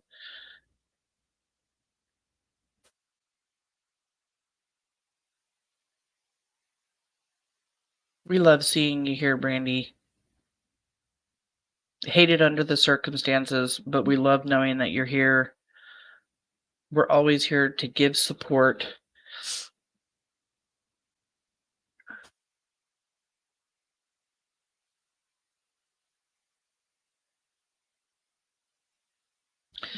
It is so nice to hear his wife, Karen. She is a writer as well. Used to cover court, was also, or for Ellie. His channel is, oh my gosh, Kalia, what is the name of his channel again? I can't ever remember it. I always have to look it up. Yeah, the interview room. Yeah, interview room. Sorry, I was like, the lab? That's what I was going to say first, but yeah, The interview room, yes. Because I'm always like, okay, Cold Case Foundation, Chris Madonna, and then I'm always like, what is it? Because he's got different stuff going on. Josh isn't bad either. This is what I like. I love all the little conversations in here. No, I love Josh's too.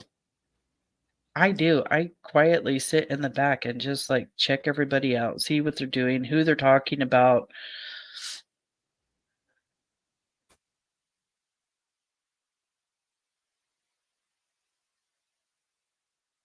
Brandy, did you get to meet her when they came to, did she come to Fruitland with Chris?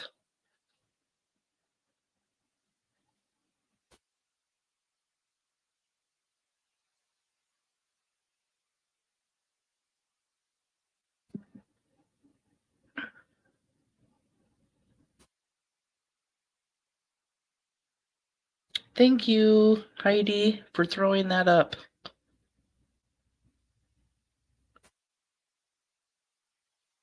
You're welcome, LK. Well, I'm just sitting here chatting for as long as you guys want to chat. Kaylee, I know you got work tomorrow and kids to get off. If you need to go, you can. I'm just going to stick around here, see if anybody else wants to talk. But yeah, you stay if you want to stay. I'm just kicking it. Oh, yeah. Well, it sounds like you guys got it covered. You guys have a great night. Thanks for having me, and talk to you later. All right. See you later, hon.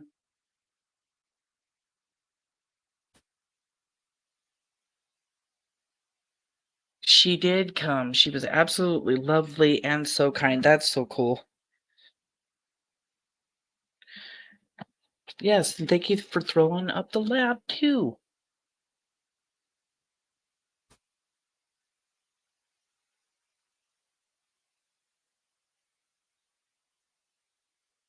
I don't know where Chris has been lately. I know I seen him on Nancy Grace a couple of times.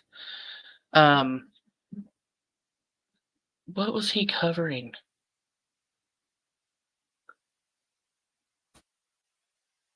I want to say it was either no, maybe not Elijah.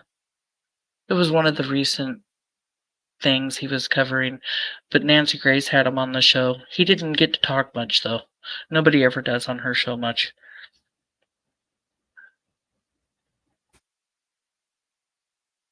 Good night, Chuck.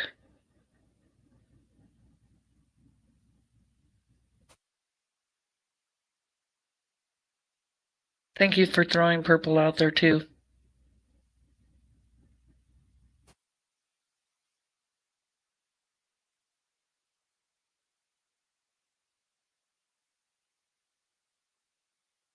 He was in a house tonight. Good night, LK. Thank you for coming. Thank you for all you've done in the Kyron Horman case. The searches and stuff. We really appreciate everything you've done.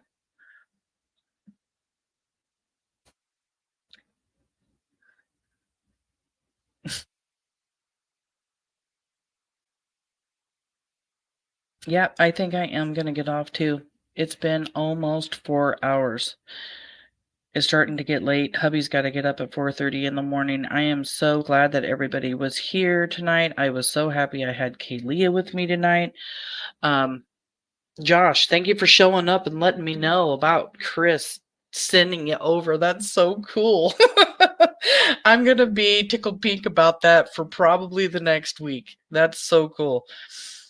Kyrie, it's hard to keep up with everyone, but I saw a short clip of Chris talking about settling down and selling his Airstream. I noticed a YouTube plaque behind him, so maybe he's home. Brandy Neal, thank you. You're welcome. Thank you for throwing Justin up too. Laugh out loud. Good. You're welcome. Thank you. No, I'm not joking. Like, I probably will be tickled pink about this for a week or so because I just respect him so much. It's funny.